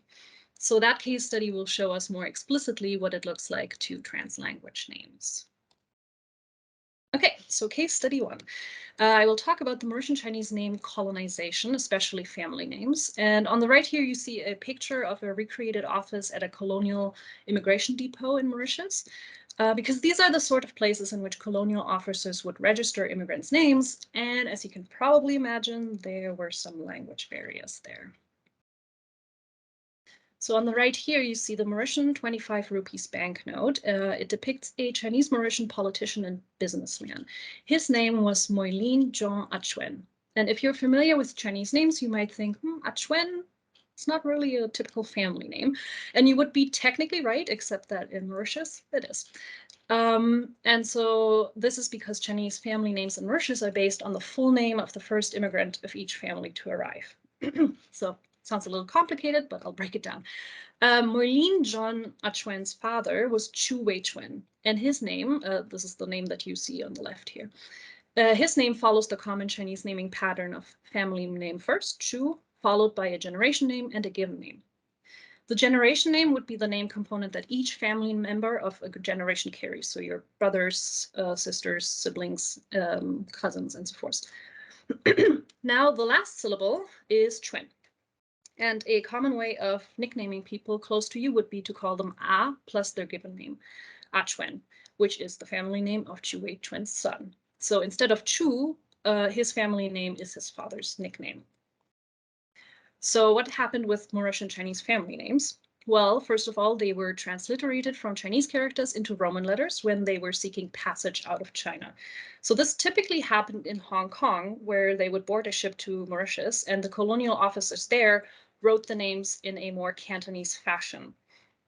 So the name that you see here on that shop sign in the top picture looks Cantonese, if you're familiar with Cantonese transcription, but is actually the name of a Hakka man. So he would have spoken Hakka and pronounced his name in a Hakka way, but was transliterated into Cantonese. And then secondly, names would be, again, misregistered in Mauritius, leading to the new family naming system. So Achuen is actually almost a bit of an exception, because typically instead of the nickname, they would register the full family name as the new name. So let's say, for instance, that Mr. Ning Chang-hin from the shop there had a daughter named Pauline. Pauline's full name would then be Pauline Ning Chang-hin rather than just Pauline Ning. So it would be her father's entire name as her new family name. So this is what Clément Chan, a Mauritian Chinese researcher, has called a colonized surname, because it does not follow Chinese naming practices, but new norms that emerged out of the colonial linguistic context in Mauritius. And Cecile Young has described it as, to register the birth of a child, they ask you, what is the name? Okay, and the father gives the whole name of the child. What is the father's name? They wanted to say the surname, but then the person giving the name would give their full name. And now I have on my back twice my family name, my own Chinese given name, and my father's given name. Everyone is like that in Mauritius. So that makes for very long names. And pair that with the English and French given names that people like Cecile have, you can probably imagine that they often run into problems at airports and generally abroad, because their names are long and not immediately recognized as Chinese names, not even by Chinese people often. So that begs the question, what really makes a name Chinese or English or French, right?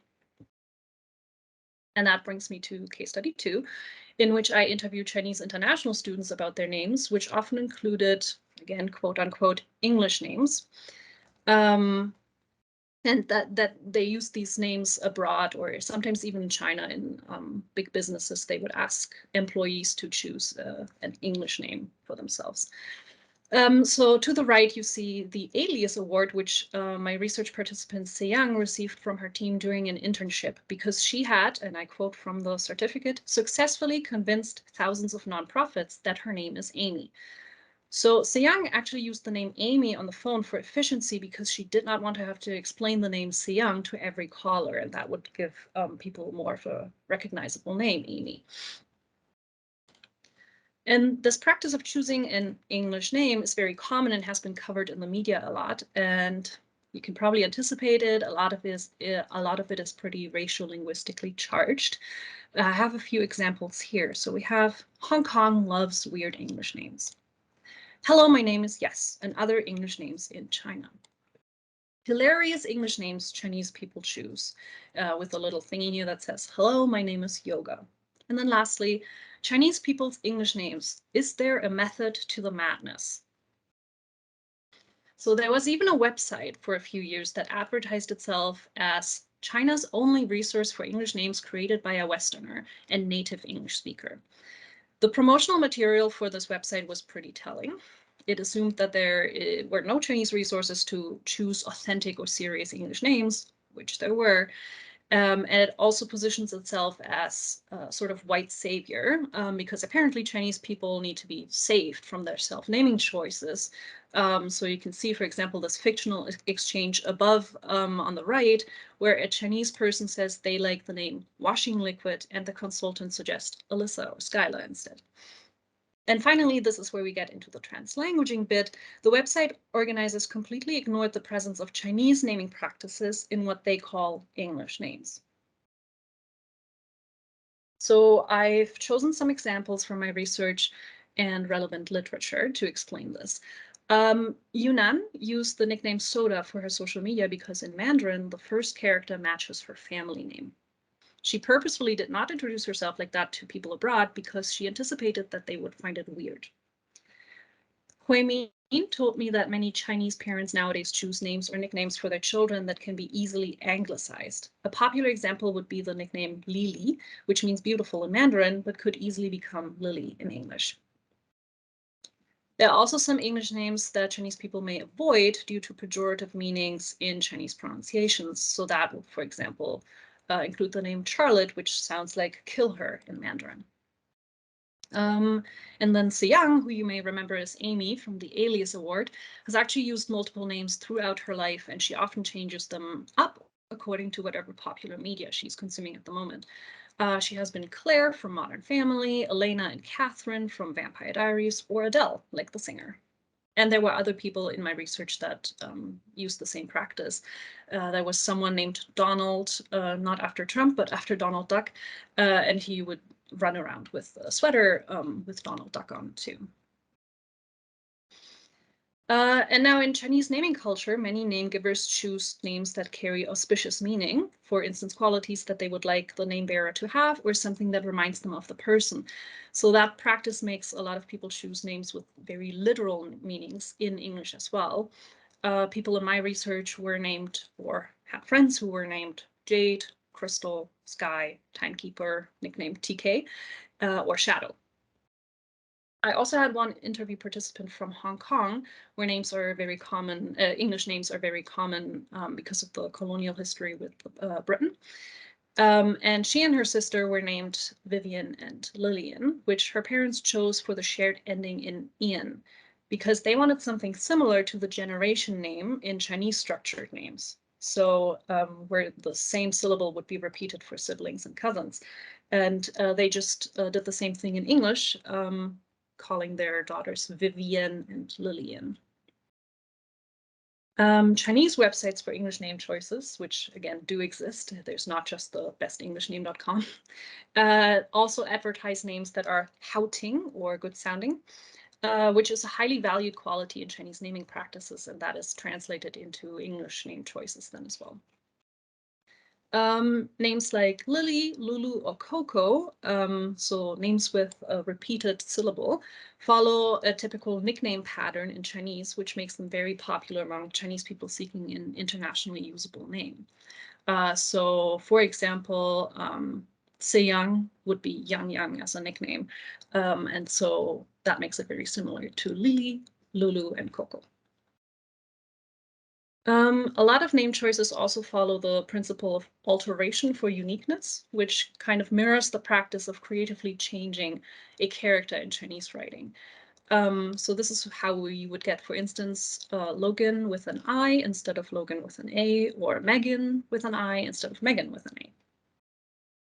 And actually, as a throwback to my first case study, there were also instances in Mauritian Chinese naming practices where someone was given a Chinese birth name and then later chose a Christian name at baptism, and they would be able to choose for themselves, and they would sometimes match the name with their Chinese given name.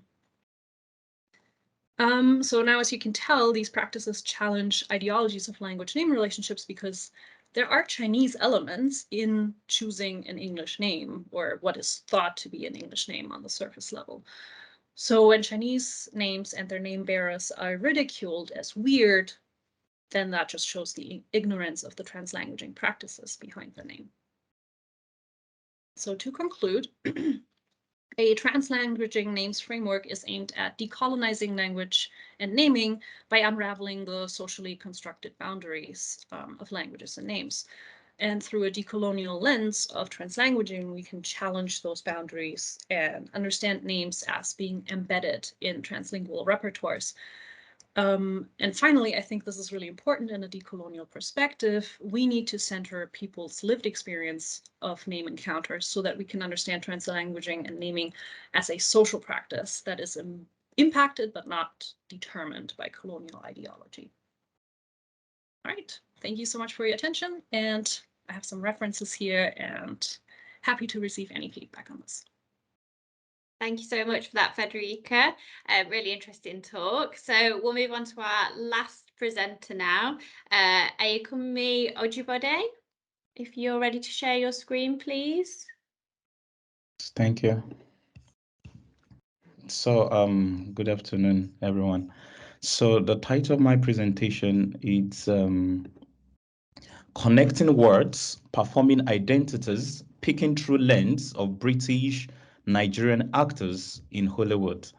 So my name is Hayakumi, and I am currently a lecturer at SOAS University of London, and also a fellow with the Institute for Name Studies, School of English. So so to my slide. Sorry, let me just send this to you. Sorry, I'm still waiting for it to come through. Yeah, it's transferring to you now. So to my slides, it's focused on some of the questions that we've raised this afternoon concerning the issue of identity, particularly among actors and actresses in Hollywood who have who are Britons, but who have Nigerian descent. So, and there's a particular statement by Brad Pitt, whom I'm very sure some of us who used to watch, I'm sure some of us academics once in a while, we usually watch movies. So he's a Hollywood artist, and during the 2015 Palm Springs International Film Festival Awards Gala in 2015, he made a statement which is very important, which I'm going to use to open this presentation and also conclude, in that aspect. He says, according to Brad Pitt, with any great film, any great performance comes controversy and questions. I know there is one lingering question in the back of your minds. It's a fundamental question. I think it's only fair that we hear it out tonight. And that question is, how the hell do you pronounce his name? So this statement, he made this statement. Once Hannah gets my... I'm so sorry, it's not coming through on my email. Did you send it directly back to the one from yesterday? Yes. Yeah, I guess it's still transferring to you. So, so during the 2015 Palm Springs International Film Gala night, so one of the Nigerian or British Nigerian actors, whose name is David Oyelowo. so was awarded for his performance in a popular film produced in 2015, Selman, which is an historical movie that is based on Martin Luther King Jr.'s advocacy, in the United States for the African Americans.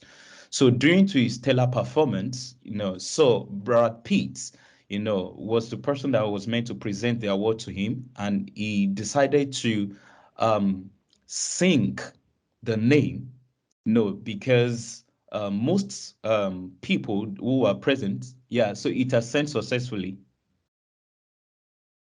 So Anna, you could kindly check. So while she's doing that, so let me just continue. Sorry to interrupt. I think you've sent it to me through some online site that I don't have access to. Can you just attach it as a PowerPoint to the email? Yeah, sorry, you can just download directly from WeTransfer. You don't need any access. I think my university must block it. It's telling me I can't download it. Would you be able to just attach it to the email just as a... Let me try this last thing. Hang on. Sorry. Carry on. Just give me 1 all right. second. So Carry on. once you click the download link, it's going to open. So because most of the attendants were not conversant with Yoruba names, so he decided to sing,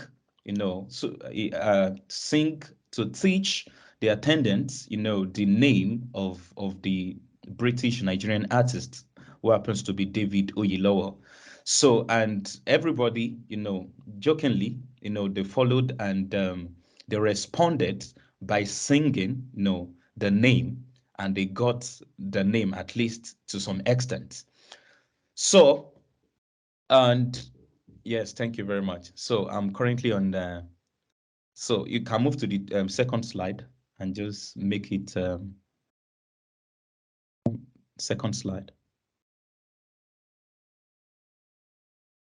So apologies, everyone. I didn't anticipate that my system was going to be asking for security. Is that slide okay? Would you like me to move to the next one? Yes, you can just move to slide 2.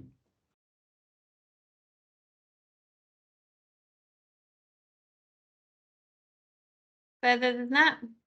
Yeah. So, all right. So though I've not seen it.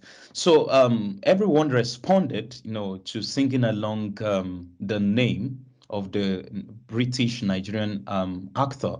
So, and this scenario, stimulated many British Nigerian actors and actresses to start vocalizing their interests in their audiences, in their audience correct pronunciation of their names. And that's why I titled my article Connecting Words, Performing Identities, Speaking Through Lens of British Nigerian Actors' Names in Hollywood. So, and since that time, we've had,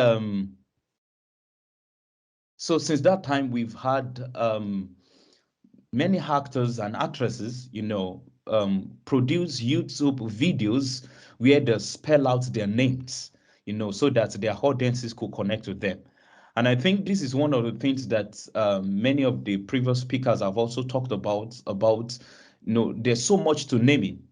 And this is one of the reasons why John Haggio, emphasized that behind every name, there's a story.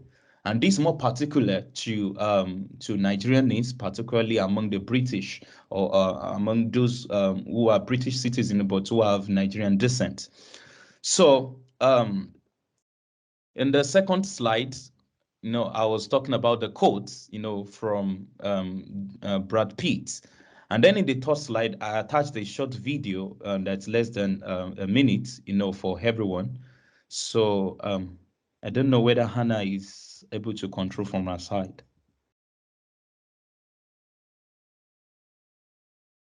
I think we probably need to skip the video because we've lost a bit of time. I'm sorry about this. All right, no problem. So in the video that I attached, in the third slide, that was the video where Brad Pitt performed a sing-along to pronounce David Oyelowo's name. So at the 2015 Palm Springs, as I mentioned earlier.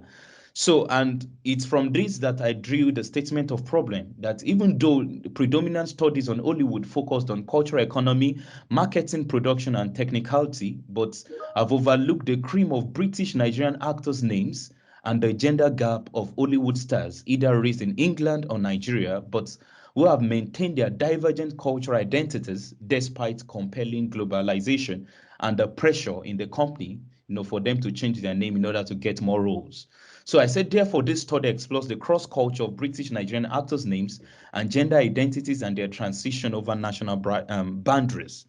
So in the fifth slide, it's a short clip, less than a minute, of course, also about the movie I talked about, produced in 2015, Selman, which recounts the contribution of Martin Luther King, to the emancipation of the African Americans in the United States. Unfortunately, David Oyelowo played the role of the protagonist. As we're going to see the picture, probably if Anna could just share that in slide 6. So it's a picture so that everyone could see what I'm talking about. So during an interview with the lead actor, who happens to be David Oyelowo, who is a British Nigerian actor, he emphasized that his name could be pronounced by adding an O either side of yellow, Oyelowo, Oyelowo, David Oyelowo. So the name, of course, David is a biblical name, beloved, which is an Hebrew name, and then Oyelowo, which is his last name, which is a Yoruba name. Fortunately, I'm also Yoruba, in Southwest Nigeria, and it's one of the predominant ethnic group, apart from the Igbo and the Hausa, who are the three major ethnic groups in Nigeria, in West Africa. And of course, we also have over 200 other ethnic groups and over 500 languages, spoken in Nigeria. So he emphasized that audience could call his name, by merging these two alphabets in order to get a correct pronunciation of his name, because of his desire, to showcase his cultural heritage and his cultural milieu, with emphasis on the Yoruba naming tradition. So in slide 7, I also attached a short video, an excerpt from 12 Years a Slave that was produced by Steve McQueen. So in this, in 2013, so it's a biographical drama film that recounts the slave narrative of Solomon Northrop in 1853. So it was produced in 1853. So it's an adaptation. So fortunately, there was also another Nigerian, as we have in slide 8. If Anna could please, we have a picture in slide 8 so everyone could see that.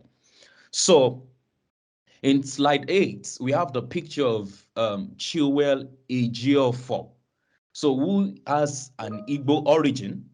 So, and he happens to be the lead protagonist, in the film 12 Years a Slave.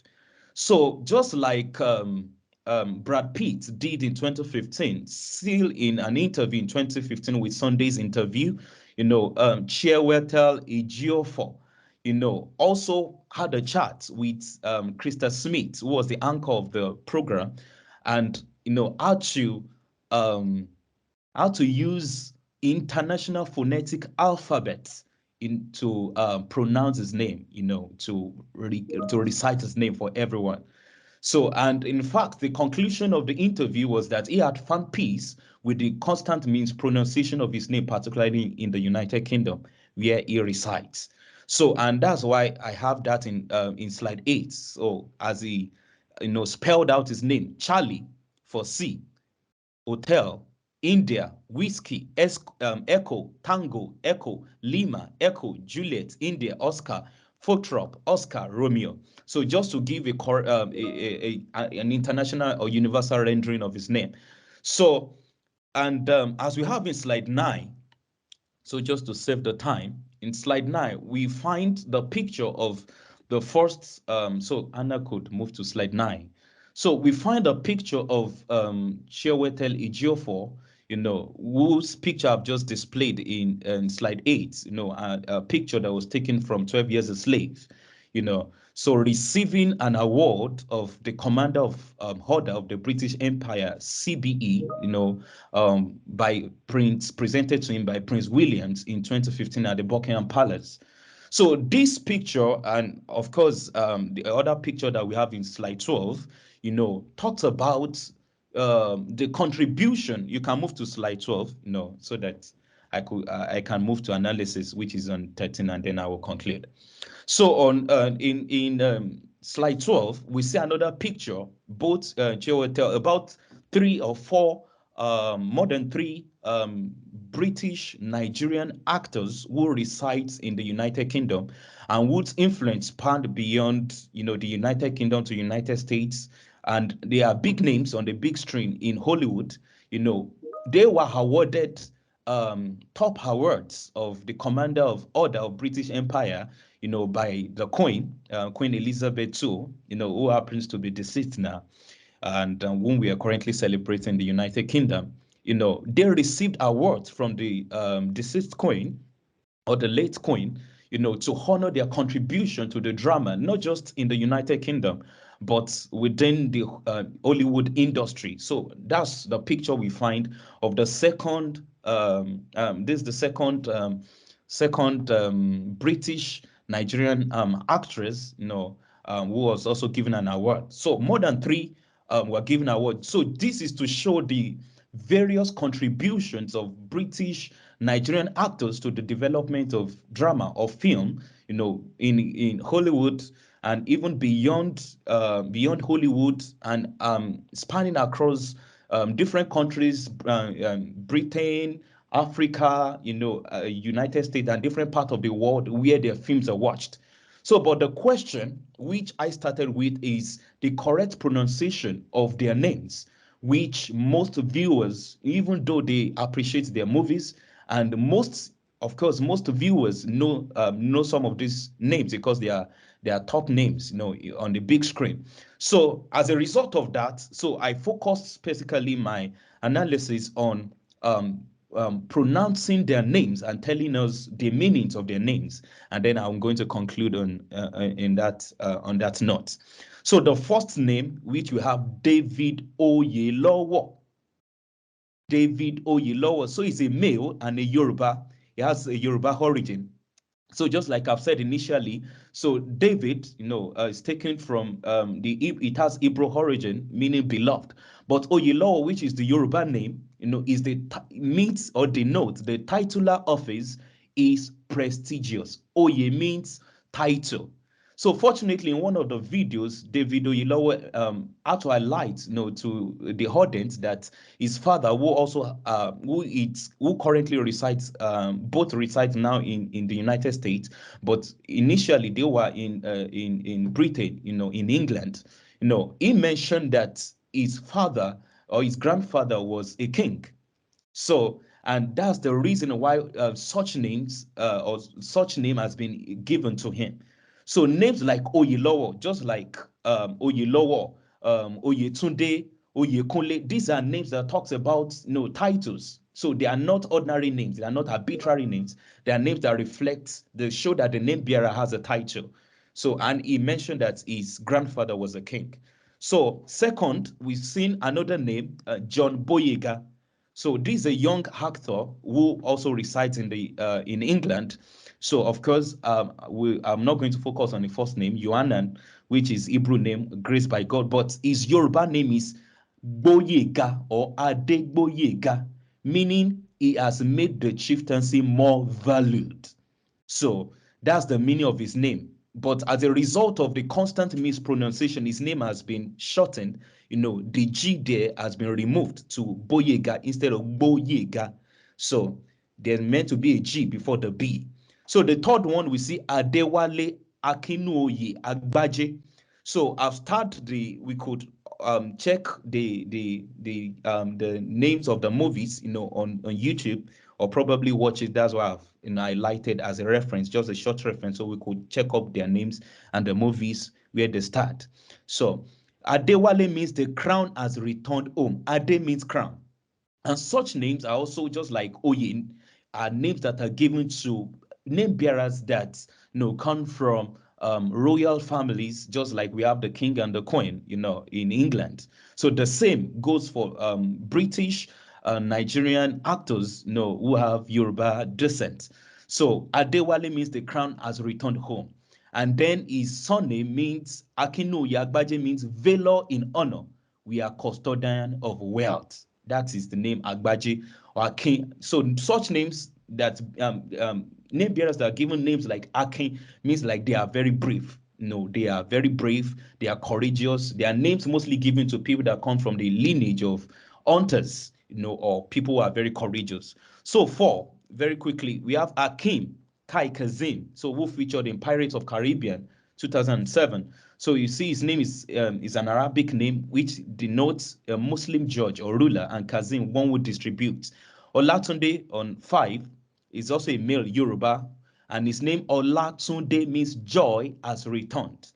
And Fagbele means the oracle has triumphed. So Ifa is the god of divination among the Yoruba. So we find that these names, talks about their connection with their Nigerian roots, religious, titular affiliation, and the likes. So we see in 6, which is a name for a female, a Yoruba, Omowumi, I desire a child. And Moshaku means I have escaped death. Mosaku, have escaped death. So on 7, we see Ayorinde, Deborah Ayorinde. So joy, the surname Ayorinde means joy has returned.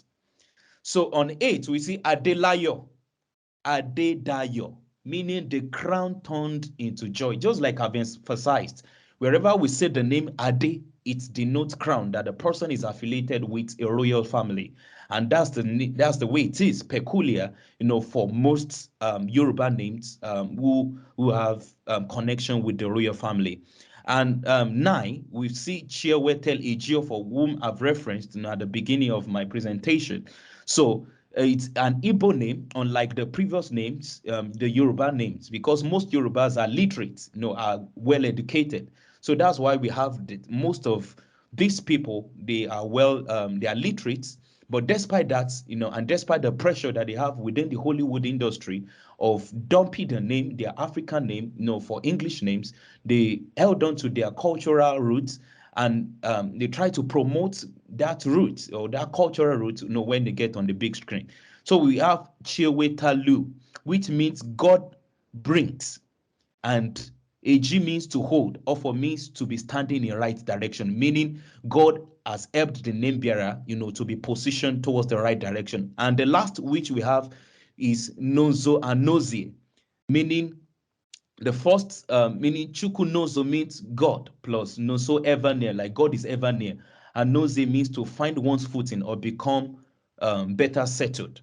So when we move to slide 2, where I started from, I concluded that based Sorry, on can I just butt in a little bit? We are tight for time now, so if you could draw your paper to conclusion, yes, that would be great. I'm sorry you've had the technical difficulties, but we do need to try and keep to time. Yes, I understand. Thank So you. so I concluded this short article or this presentation by going to Brad Pitt's statement. And the question is it fair for British Nigerian actors to preserve their Nigerian roots, as Brad Pitt has asked, the non-African audience who cheered this lead artist while he stepped on the big stage, to receive a meritorious award? Or should they also find peace, just like Chiwetel Ejiofor, with the constant mispronunciation or bastardization or mutilation of their Nigerian names? So this is a question, and I'm very sure that in subsequent years we'll be seeing many videos uploads on the YouTube among British Nigerian actors and actresses in England on the correct pronunciation of their name. So I hope I've been able to stimulate some discussion from this article. Thank you, and big apologies for the technical error. So thank you very much. No worries. Sorry for your technical problems there. I couldn't actually see the text that anyone was telling me about the slides because when you share, you can't see them. But you did a fantastic job given the technical difficulties. So thank you very much. And thank you to all three speakers in this session. So if anyone's got any questions, I'll just catch up with what's in the text because like I say, I couldn't see them. If there's any questions in there, I'll find them. But if you could raise your hand or write in the text, we'll get to some questions for all our speakers.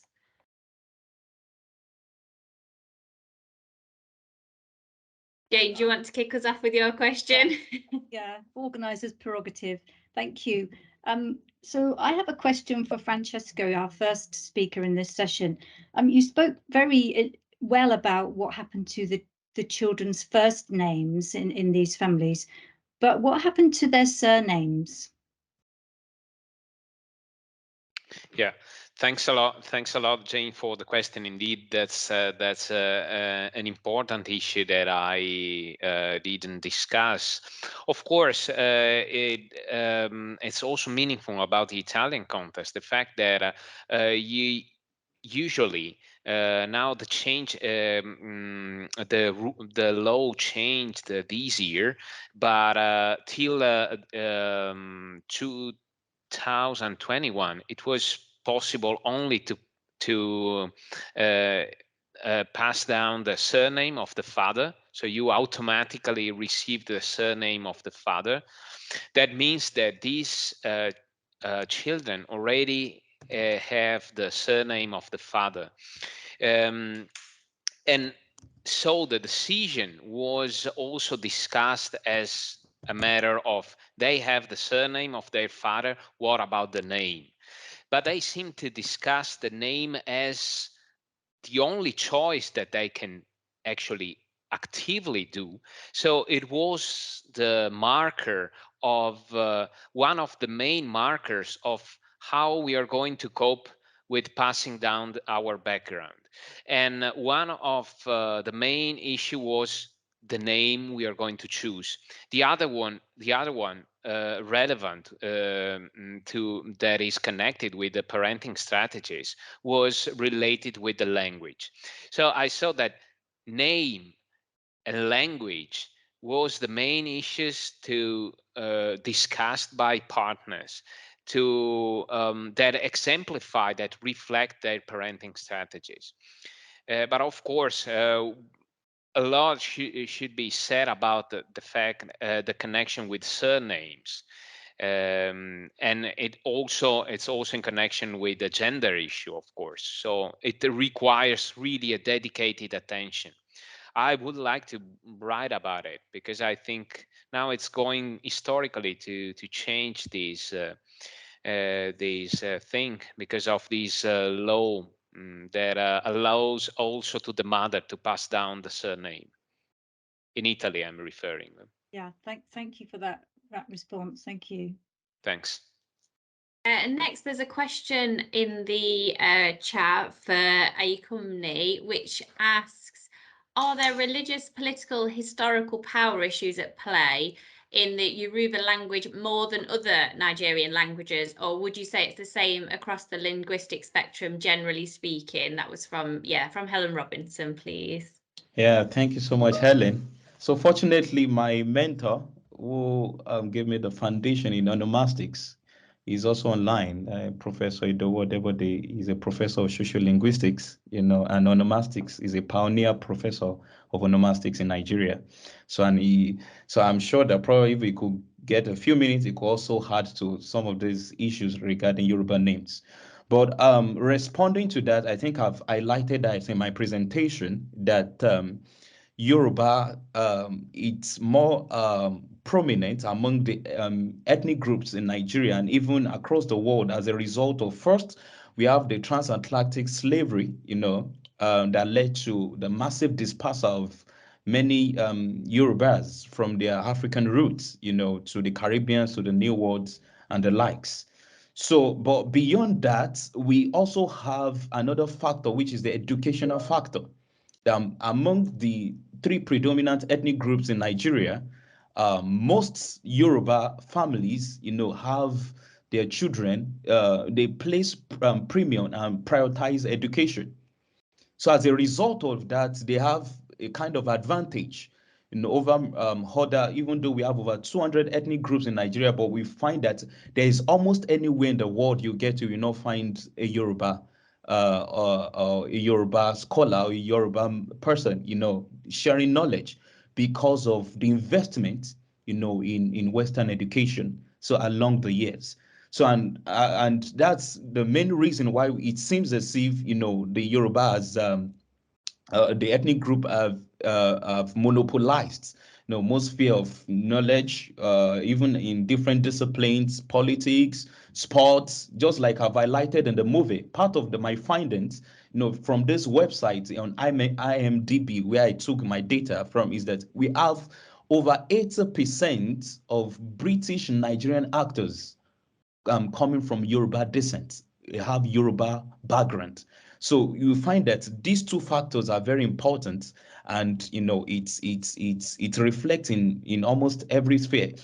Fortunately, just to drop the question, currently we have Kemi Banidok, who happens to be a new minister in England, just appointed. So she has a Yoruba origin. So you can see the implication of these two factors. The master's passer, of course, the mass migration of most literates, for greener pastures, their quest for greener pastures, has also led to, the kind of predominance that the Yorubas have over the ethnic groups. And the third, which I talked about, the investment, the heavy investment in Western education has given them that kind of monopoly, over, even though we have over 200 ethnic groups in Nigeria. So Thank those you. are the three factors. Thank you. Thank you for that answer.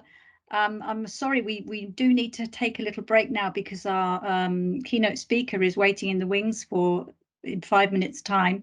I'm sorry we weren't able to make some links between Ayokumi's paper and Federica's paper, because I think there were some interesting links there, but we just don't have time to do that now.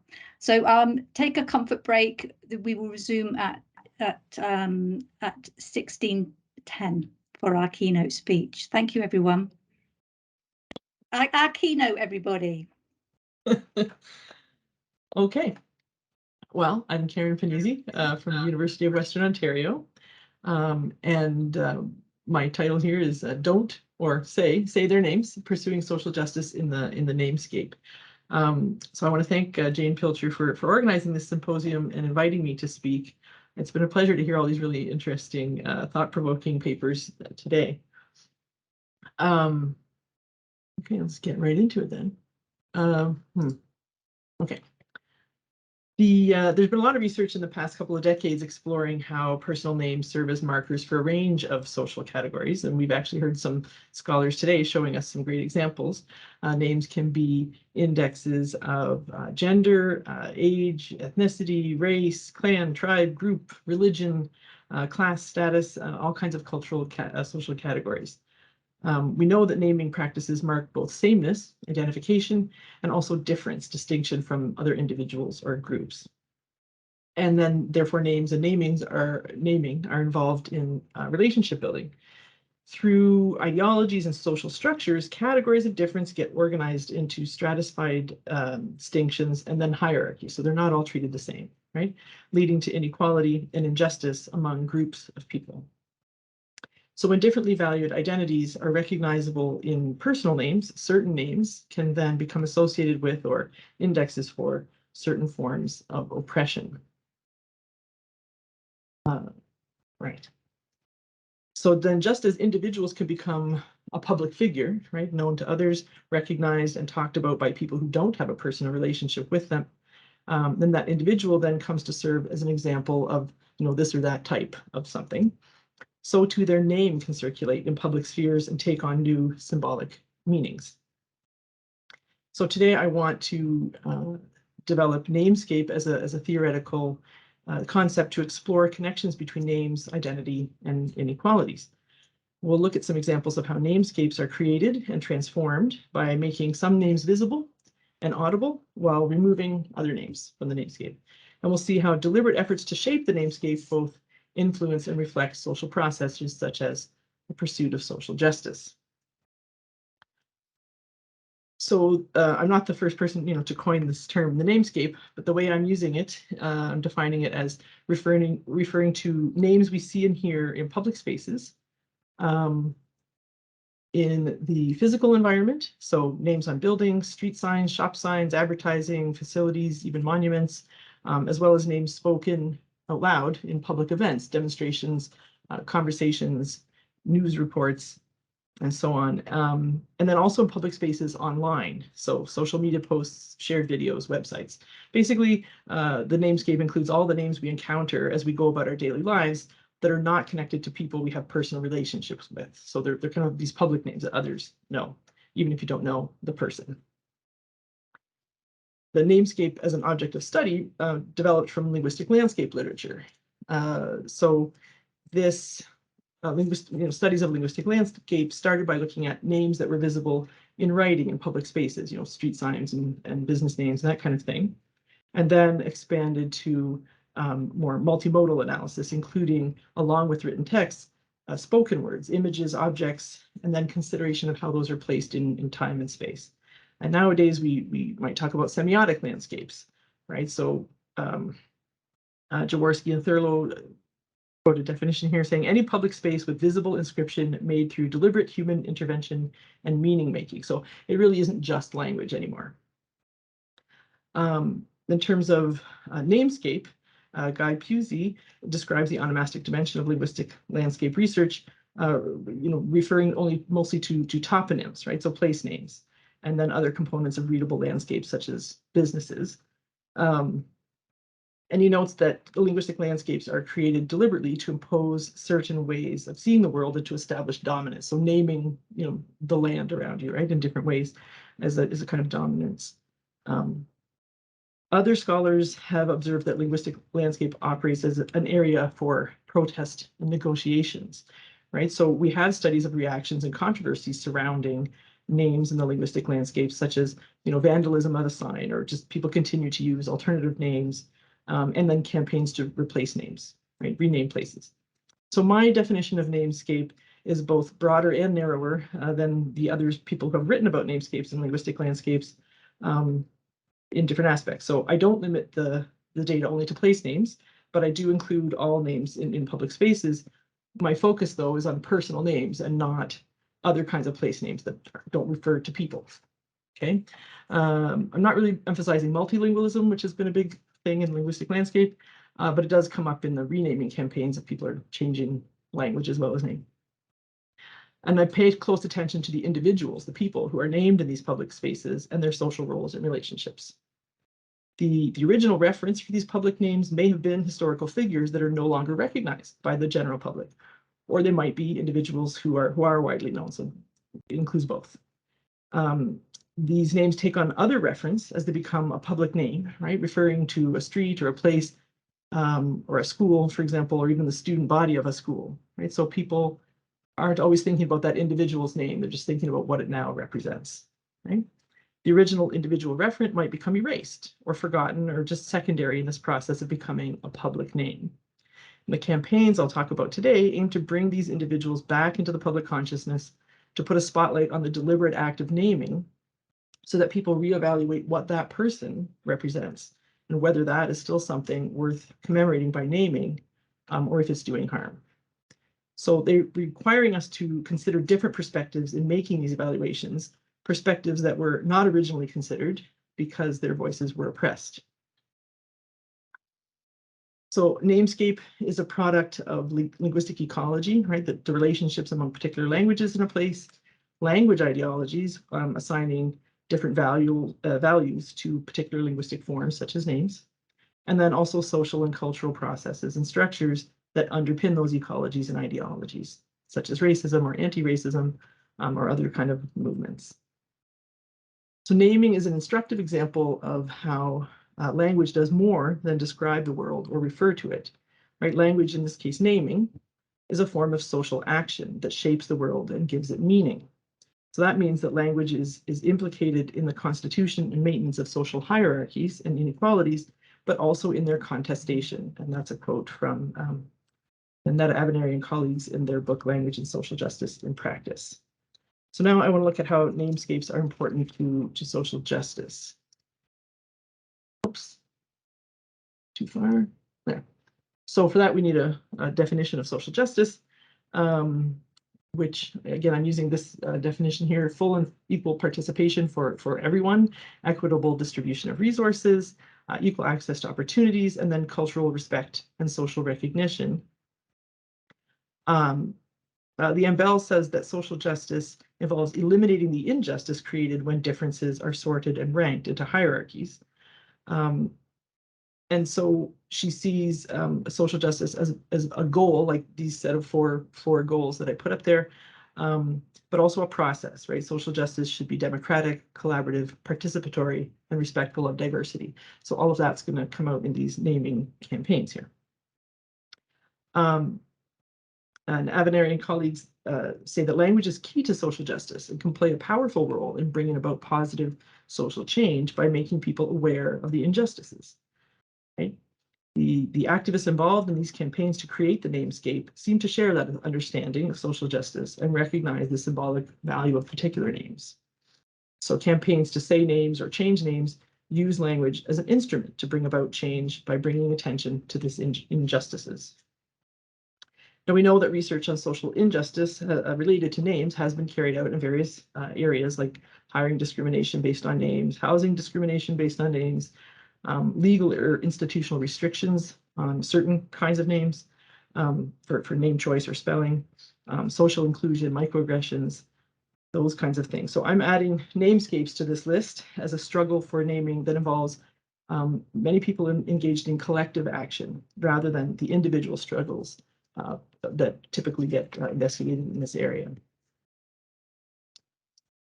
Okay, so now we get to the campaigns, the Say Their Names, starting with the Say Their Names. Say Their Names campaigns aim to make names of victims of police brutality and race-based violence more visible and audible. We are urged to say their names, to remember individuals, learn their stories, build awareness of ongoing systemic racism leading to violence, and eventually to take action to end it. The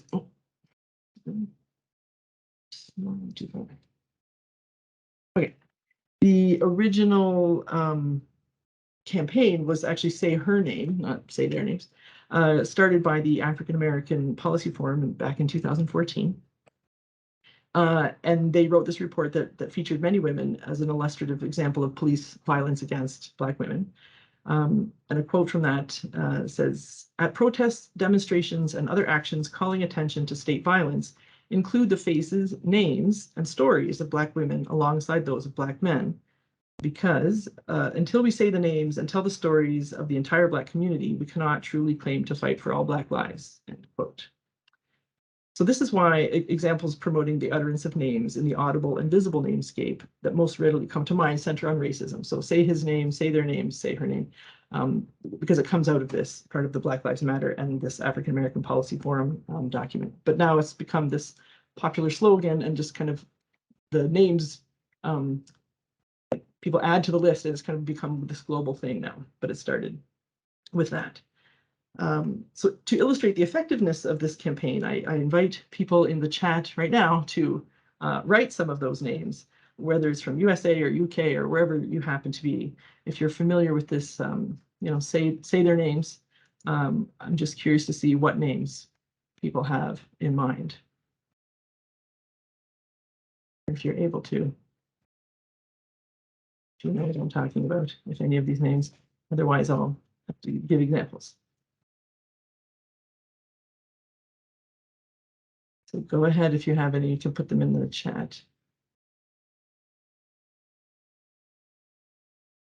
Okay, well, I'll start with ones that I think are the most famous, like George Floyd. There you go, right? So, okay, now we're getting them. George Floyd, Breonna Taylor, those are probably the most recent famous ones, let's say, at least coming from the United States. Sandra Bland was another one kind of way back that gets brought up again as part of the Say Her Name. Mike Brown, Eric Garner, Philando Castile, Emmett Till. Those are all ones from the US. In the UK, there's Sean Rigg, Christopher Alder, Trayvon Martin, I see. Bilal, I don't know that one. Bodmanja. Sorry, I can't pronounce it right. Okay, so any of these names, the fact that we can think of these names, right? And even if you didn't write them down, I'm sure you've heard of them or can think of other ones, emphasizes what Deborah Coles, who's the director of a charity that supports bereaved people from state-related deaths. She says this is not a new issue, right? These are not isolated tragedies. They're part of a systemic problem and synonymous with state violence, or sorry, systemic problem is synonymous with state violence, structural racism, injustice, and impunity, right? So while their deaths provide critical references, the lives of these people lived are often forgotten. That's still part of the quote. So she says, never stop looking these people up, never stop supporting their families, and never stop saying their names. So it's this continuous remembering, right, by saying or writing the names.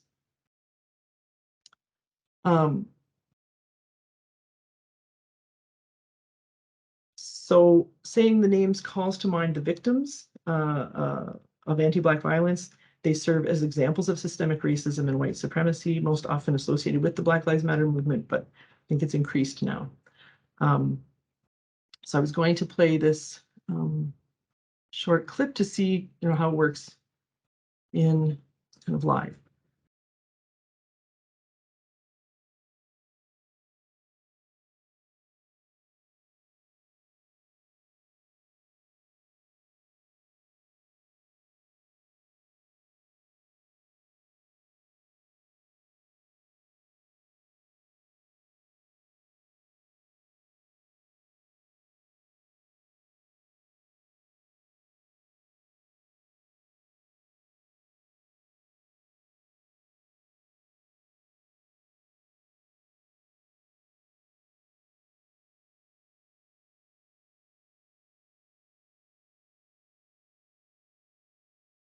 Okay. Am I still sharing my screen just to make sure things are still working here?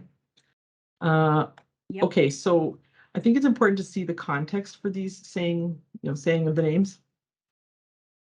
Because the names are shouted and heard within the context of a protest, right? Alongside other chants. So it's not just the names, but it's no justice, no peace, right? Or no racist police. What do we want justice? When do we want it? Now, right? And say his name 8 times they do it. Say her name 4 times they do it, right? So saying the names and writing them on signs and so on, in that context, builds solidarity among the people doing it, right? There's the kind of emotional connection there, but also builds awareness in others who are hearing it or watching it if they didn't know already. So this humanizes the victims and also educates people about the problem of violence. So in other kind of public places, other kinds of public places, we find educational institutions where to say their names is common. So this one exhibit I wanted to focus on here from Stanford University at the library there. The exhibit was created by Felicia Smith and it's called Say Their Names, No More Names. So she draws on the protest slogan, No Justice, No Peace, and asks the viewer to know, K-N-O-W, no justice and no peace. One of her main objectives then was to inspire viewers to critically interrogate the injustices perpetuated by white supremacist society by sharing names of recognizable victims who represent larger groups of lesser known victims. This exhibit aspires to make the unknown victims known. And that's a quote from her from the website there. And the little clip of the protest that we saw from California was also posted on that website. So that's part of her campaign there. So the whole exhibit from the library is also a kind of public stance that the Stanford University is taken in solidarity with Black Lives Matter, right? To have this Say Their Names exhibit there. It's both informative, but also symbolic. Looking at online public places, we have social media and news media. There's hashtag, on Twitter, Say Their Names. People post, black squares with lists of names like what you can see in the slide there. That's actually like a little video clip from, I guess I can play it as I'm talking, posted on YouTube, but it was the social media account of The Ellen Show, which is a talk show in the United States. And so it's just, it's a soundless just clip of the names. Sorry. And people posted these things on social media to raise awareness again and commemorate the victims. But it's also kind of symbolic of the stance of the person posting it, right? Saying I'm in solidarity with these people. So saying the name, reading the list of names keeps those names and the stories in people's memory, and eventually becomes kind of long-term cultural knowledge, right? That gets passed down. These names get passed down so that people are still saying the name Emmett Till, for example, and he was killed in 1955. So, but it becomes synonymous with a name from that movement, right? The goal is to create awareness and show support or affiliation. And this is why we also have dedicated websites, right? So people post names, photos, and the stories so we can learn about the people whose names they're saying. So there are two that I highlighted there, Say Every Name and then Say Their Names, Know Their Names, which are websites just with these stories with these people. And it says, names on the page are innocent Black people murdered by police or racist civilian attack. The goal is not just to say their names, but to know their stories. So it's really connecting with that learning. So the reasons that people want us to say their names is to remember them as individuals who mattered to their family and friends, to be conscious of systemic racism and motivated to end it ultimately, to maintain awareness by the sheer number of victims seeing so many names, and they go on and on. To see the continuation of the problem over time from historic names to the more recent ones. And then just to realize it could be someone you know, right? These names could be names of people you know.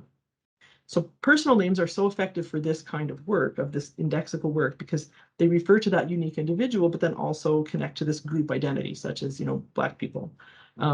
Names are memorable to people, right? We find these personal stories compelling, easy to remember, and create emotional connection with. Okay, now we look at a different type of example, campaigns to change names in the namescape. Change the name campaigns seek to remove from schools, streets, other public spaces, the names of white men who played a significant role in creating or perpetuating racist systems like slavery or residential schools for Indigenous children in North America here. In the Change the Name campaigns, education and awareness is also crucial, as with the Say Their Names, because the ubiquity of these hegemonic and historical names means that oftentimes people don't know who the original individuals were, so they're not disturbed by the name, they just don't even think about it, right? Because of this, it usually takes years of work, right, often by unpaid community groups, for names of public places and properties to be changed. So we can look at a couple of examples here. So I'll start with one in the UK, since that's the host of our symposium here. Edward Colston. So he was a slave trader who became very wealthy from that. But he was a controversial figure because he was also donating significant amounts of money to charity in education and arts. So in 2020, people toppled his statue, and then there were petitions to change names of various places. So the name of a school in Bristol was the Colston School, became Collegiate School in Bristol. And on their webpage, they write explaining, Colston School is now called Collegiate School Bristol. We're the same fantastic school, but with a new name that reflects the values and ethos that we stand for today. A kind of similar kind of example in Canada, we have Egerton Ryerson. So Ryerson was a leading figure in education and politics in the 19th century in Ontario. He was responsible for setting up free mandatory public education for elementary and secondary schools to teach academics and Christian moral values, which, at the time that sounds all fine, but his plan included a separate school system for Indigenous students. So he's known as the architect of the residential school system in Canada, which encouraged assimilation of Indigenous students to Christian European culture and ways of knowledge and language. This meant that they were forced to go to boarding schools far from their families. They couldn't speak their language. They couldn't engage in any cultural practices. They were made to do manual labor and agriculture. Oftentimes they weren't learning academics, but doing kind of trade things. So the whole idea was that it was a separate education system, which was not good, right? This led to loss of language and culture. There was rampant abuse and many deaths of children in these schools. Okay, so when large numbers of unnamed graves were at former residential schools were publicized in 2021, there was this kind of surge of mobilization, right, for changing names and removing names like Ryerson, who were representing these horrors, right? So Ryerson University in Toronto was changed to Toronto Metropolitan University just this year. But this was after an Indigenous-led student group pushed for it for 5 years. Like they've been working on this for a very long time, but finally it came through. You could argue, you know, partly in response to this upsurge. The formerly named Ryerson schools in Canadian cities. So a lot of, because of his role in education, a lot of schools around, you know, Ontario, especially in other parts of Canada, are named after Ryerson. So a lot of schools have now changed their name or in the process of doing it. And they typically indicate that the reason is because the name of the school should reflect the values and the mission, human rights and so on of the school.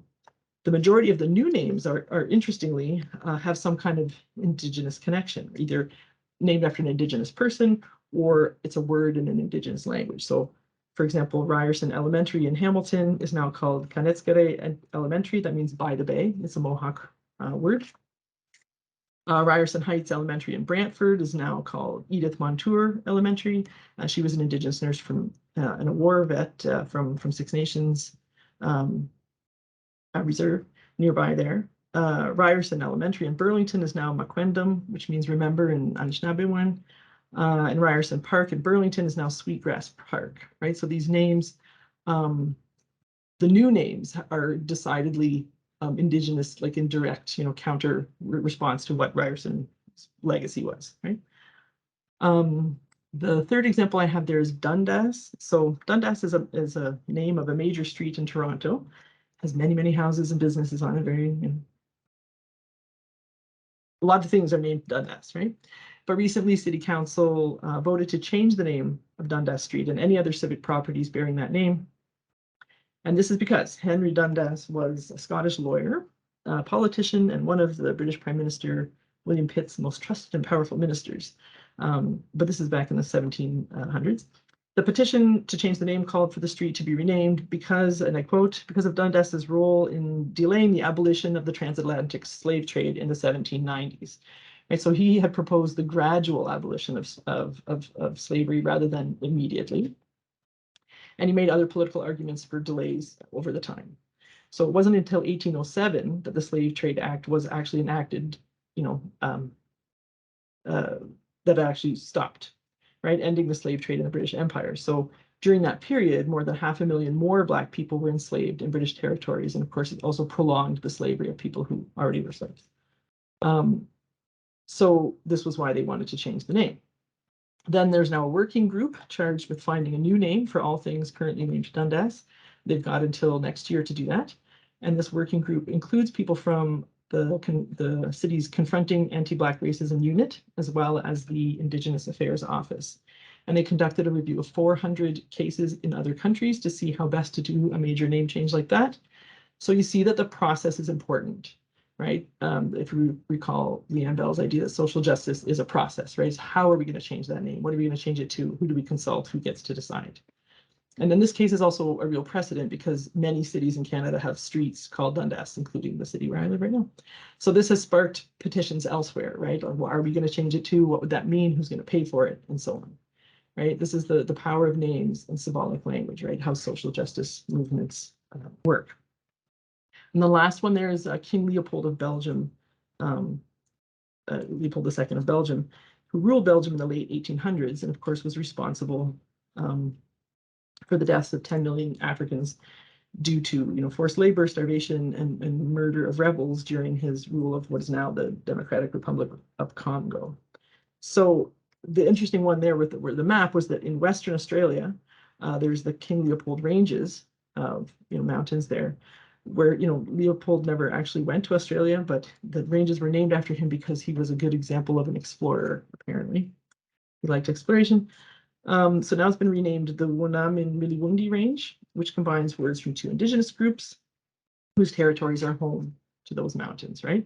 So the name change, in this case, going to these Indigenous groups, also contributes to their native title claims because being able to name the land recognizes their relationship to that, right?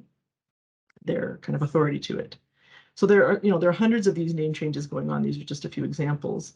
Some people have been working for years to get certain names replaced, right? But only now they're having success because of a broader social justice movement that's going on that makes these things seem necessary finally, right?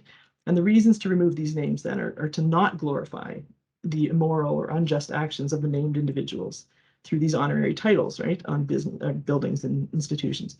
And then to use that renaming opportunity to educate the public and honor individuals who better represent the values promoted in these public discourses, right? And then to engage in a process that contributes to social justice by involving people from diverse groups, including historically marginalized people, in the identification of which name should we change, and then what do we change it to, the selection of new name. And of course, they're demonstrating moral boundaries, like what's good and what isn't, just by publicizing the change. We're changing these names, and here's why. Oh, I forgot to put the names. See, I didn't know there was an animation there. Sorry. Okay, there they are. So why do namescapes matter? They are sites of struggle for power and social justice where different language ideologies and social structures meet, right? The political changes and changes in the namescape are mirrored. So both these campaigns to say names or change names demonstrate the commitment to justice by shifting attention, honor, and status to the people represented by those names who are most deserving according to prevailing moral values.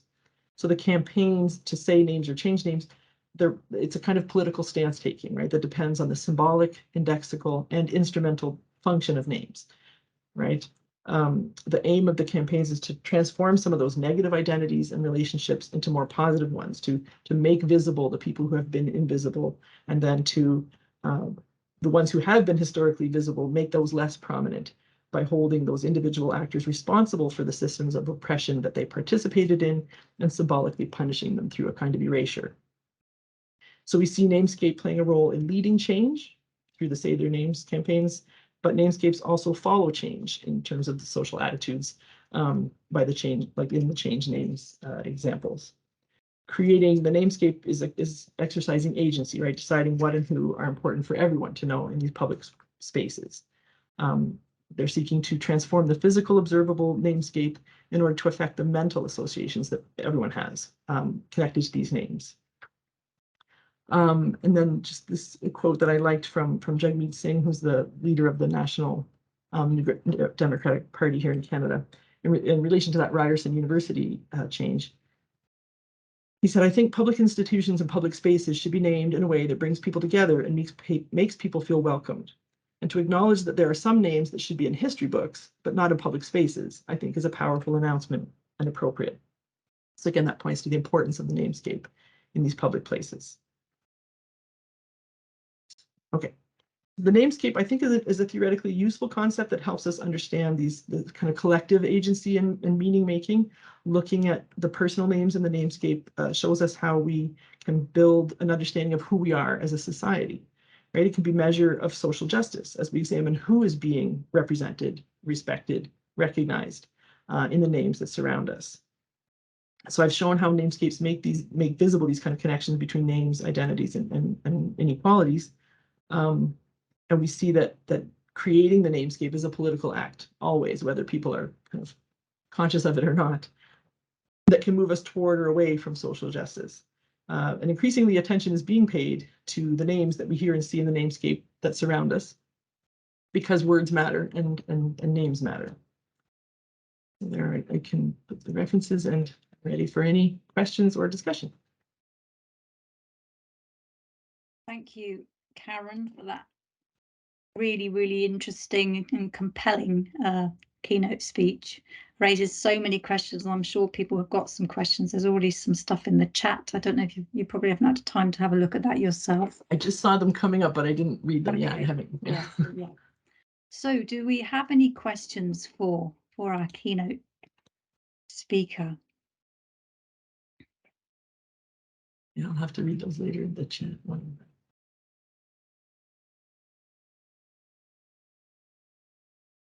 Should I stop the share? Yeah, that would be great. Thank you. How do I stop it? I'll stop share. Thanks.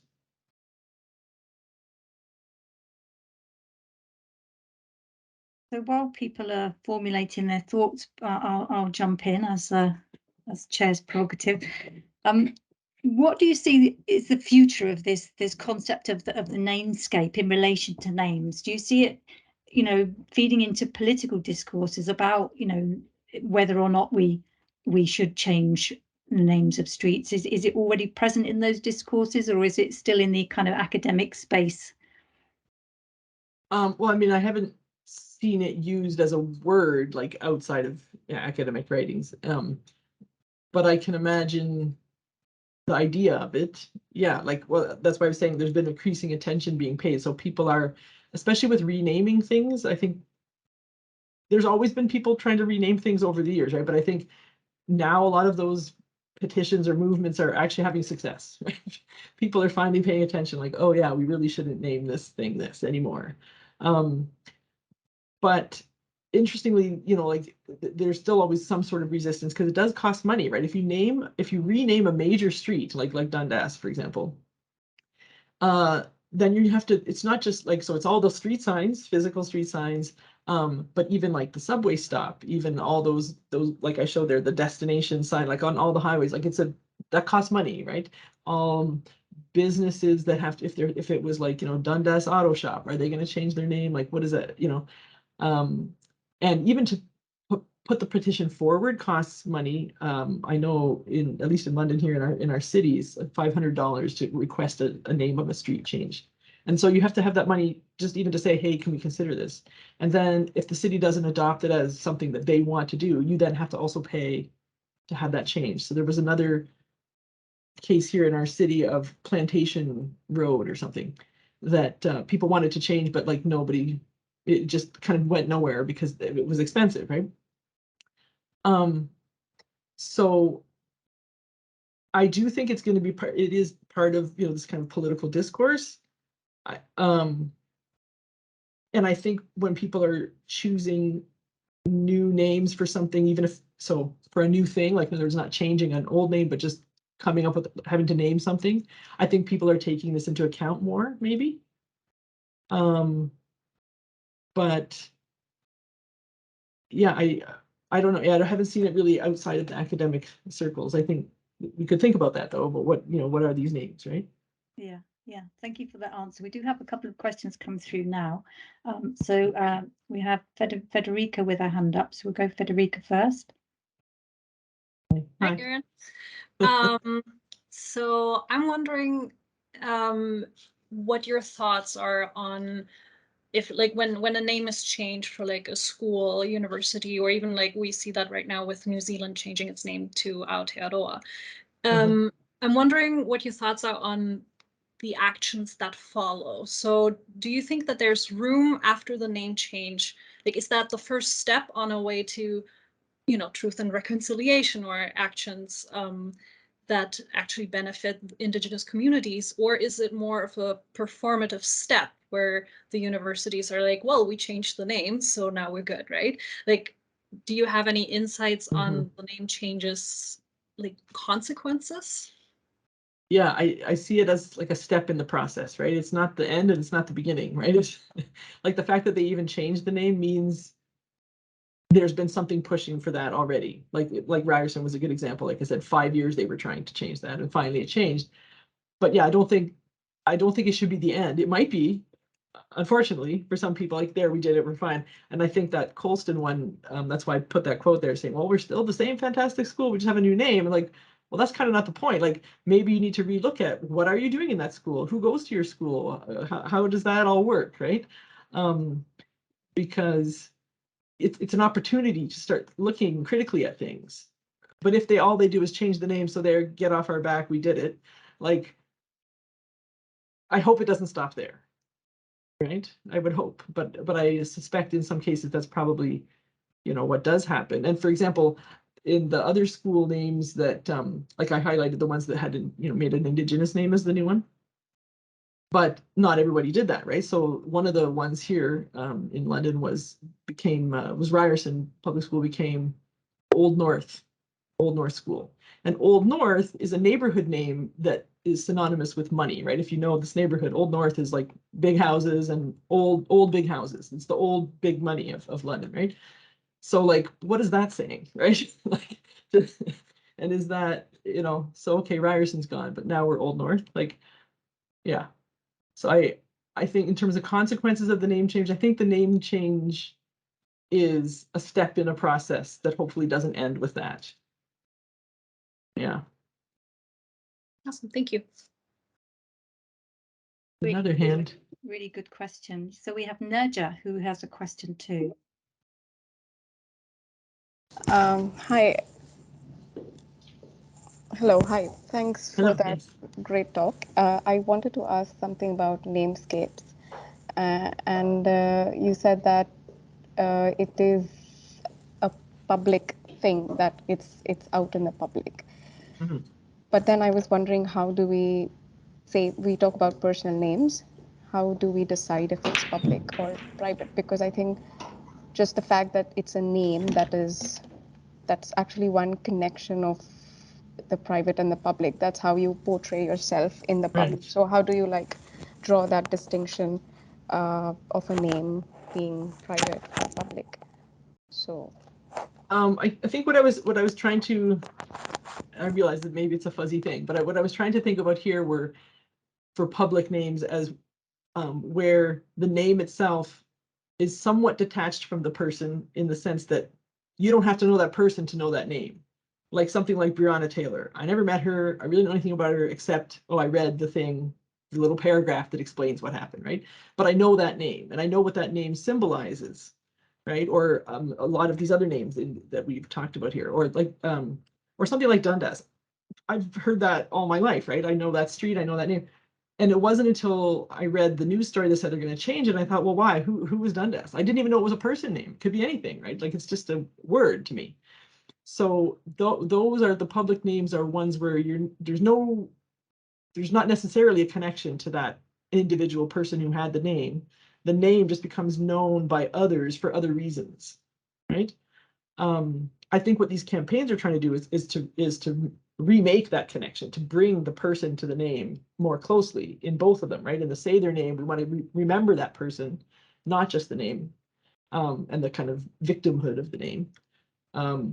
And then the change the name, again, like, look at that name, look at that person. That person was a bad person, so therefore that name is a bad name, right? So they're trying to reconnect that personal thing. But I think these names, the way I'm understanding as public names, means they're kind of out there, you know, semi-detached from the person, right? They're known by people who didn't know the person. So that's what I mean by public name, as opposed to just like, you know, that's your Facebook name or something. But yeah, anyone could see it, but they don't really remember it or know anything about it. So that would be, to me, a private name, right? But a public name would be somebody that people can recognize the name, even if they don't know the person. Yeah.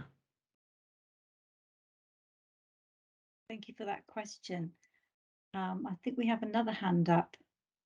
Ayo Kamuni. Yes, thank you so much for your stimulating discussion, Karen. So I just wanted to ask, what do you think would be the role of social media, you know, in immortalizing some of these public names? Because you find that, you know, the internet really played a lot, you know, in showing the world what was happening in the United States. So so what do you see in terms of the role of the internet or the social media, you know, in getting some of these public names out? Because, you know, frankly, it seems sometimes the government has more power than those of us academics within the universities. You know, I stand to be corrected, because I find there are many cities that have their names changed, you know, as a result of the decision of the people or the natives. But later on, you find that somehow, probably due to government changing of power or something, you know, they just flip back to the original name. So it seems as if politics is always dictating the current, you know, in some of those public names. So what do you see in terms of, particularly in academics and nursing, internet or social media platforms in keeping some of those public names intact? without the government interfering. Yeah, I think, well, for sure, the online social spaces are so important, right? Like, especially in the building awareness part. So I don't know that a social media campaign would have so like actual effect in terms of changing a name or, you know, changing a law or a policy or anything like that. But what I think the real role of those social media is creating the awareness, right? Getting the stories out so that people do the mental work of thinking, remembering, knowing, and then they would be mobilized to act in the, you know, the so-called real world, right? To actually do something to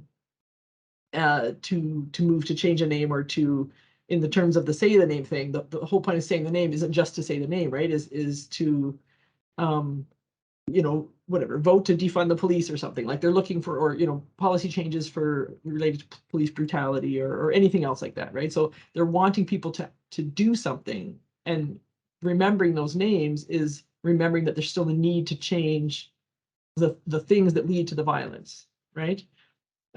So I think, yeah, there's a role for social media in just building that awareness and keeping it going as an important thing on people's minds, right? But then you bring up an interesting point. So if government is making, in terms of naming the namescape, if they change things or change them back, I mean, I guess people can continue to use their old names or rename it or name it something else, either in social media or in personal interactions, right? I think those kinds of resistance or sort of counter hegemonic moves there, those continue, right? Like people can always do that kind of thing in relation to or in response to government. Great. Thank you for that question. So we're coming into the very last few minutes of our symposium. And if anyone got a quick question they'd like to sneak in? No hands up at the moment, nothing in the chat.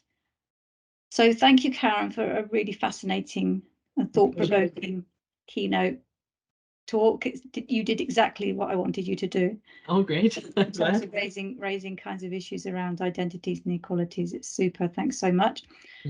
Thank you then to all of our speakers today. I think there's been a really interesting range of topics which showcase the potential of personal names for studying all kinds of issues around identities and inequalities.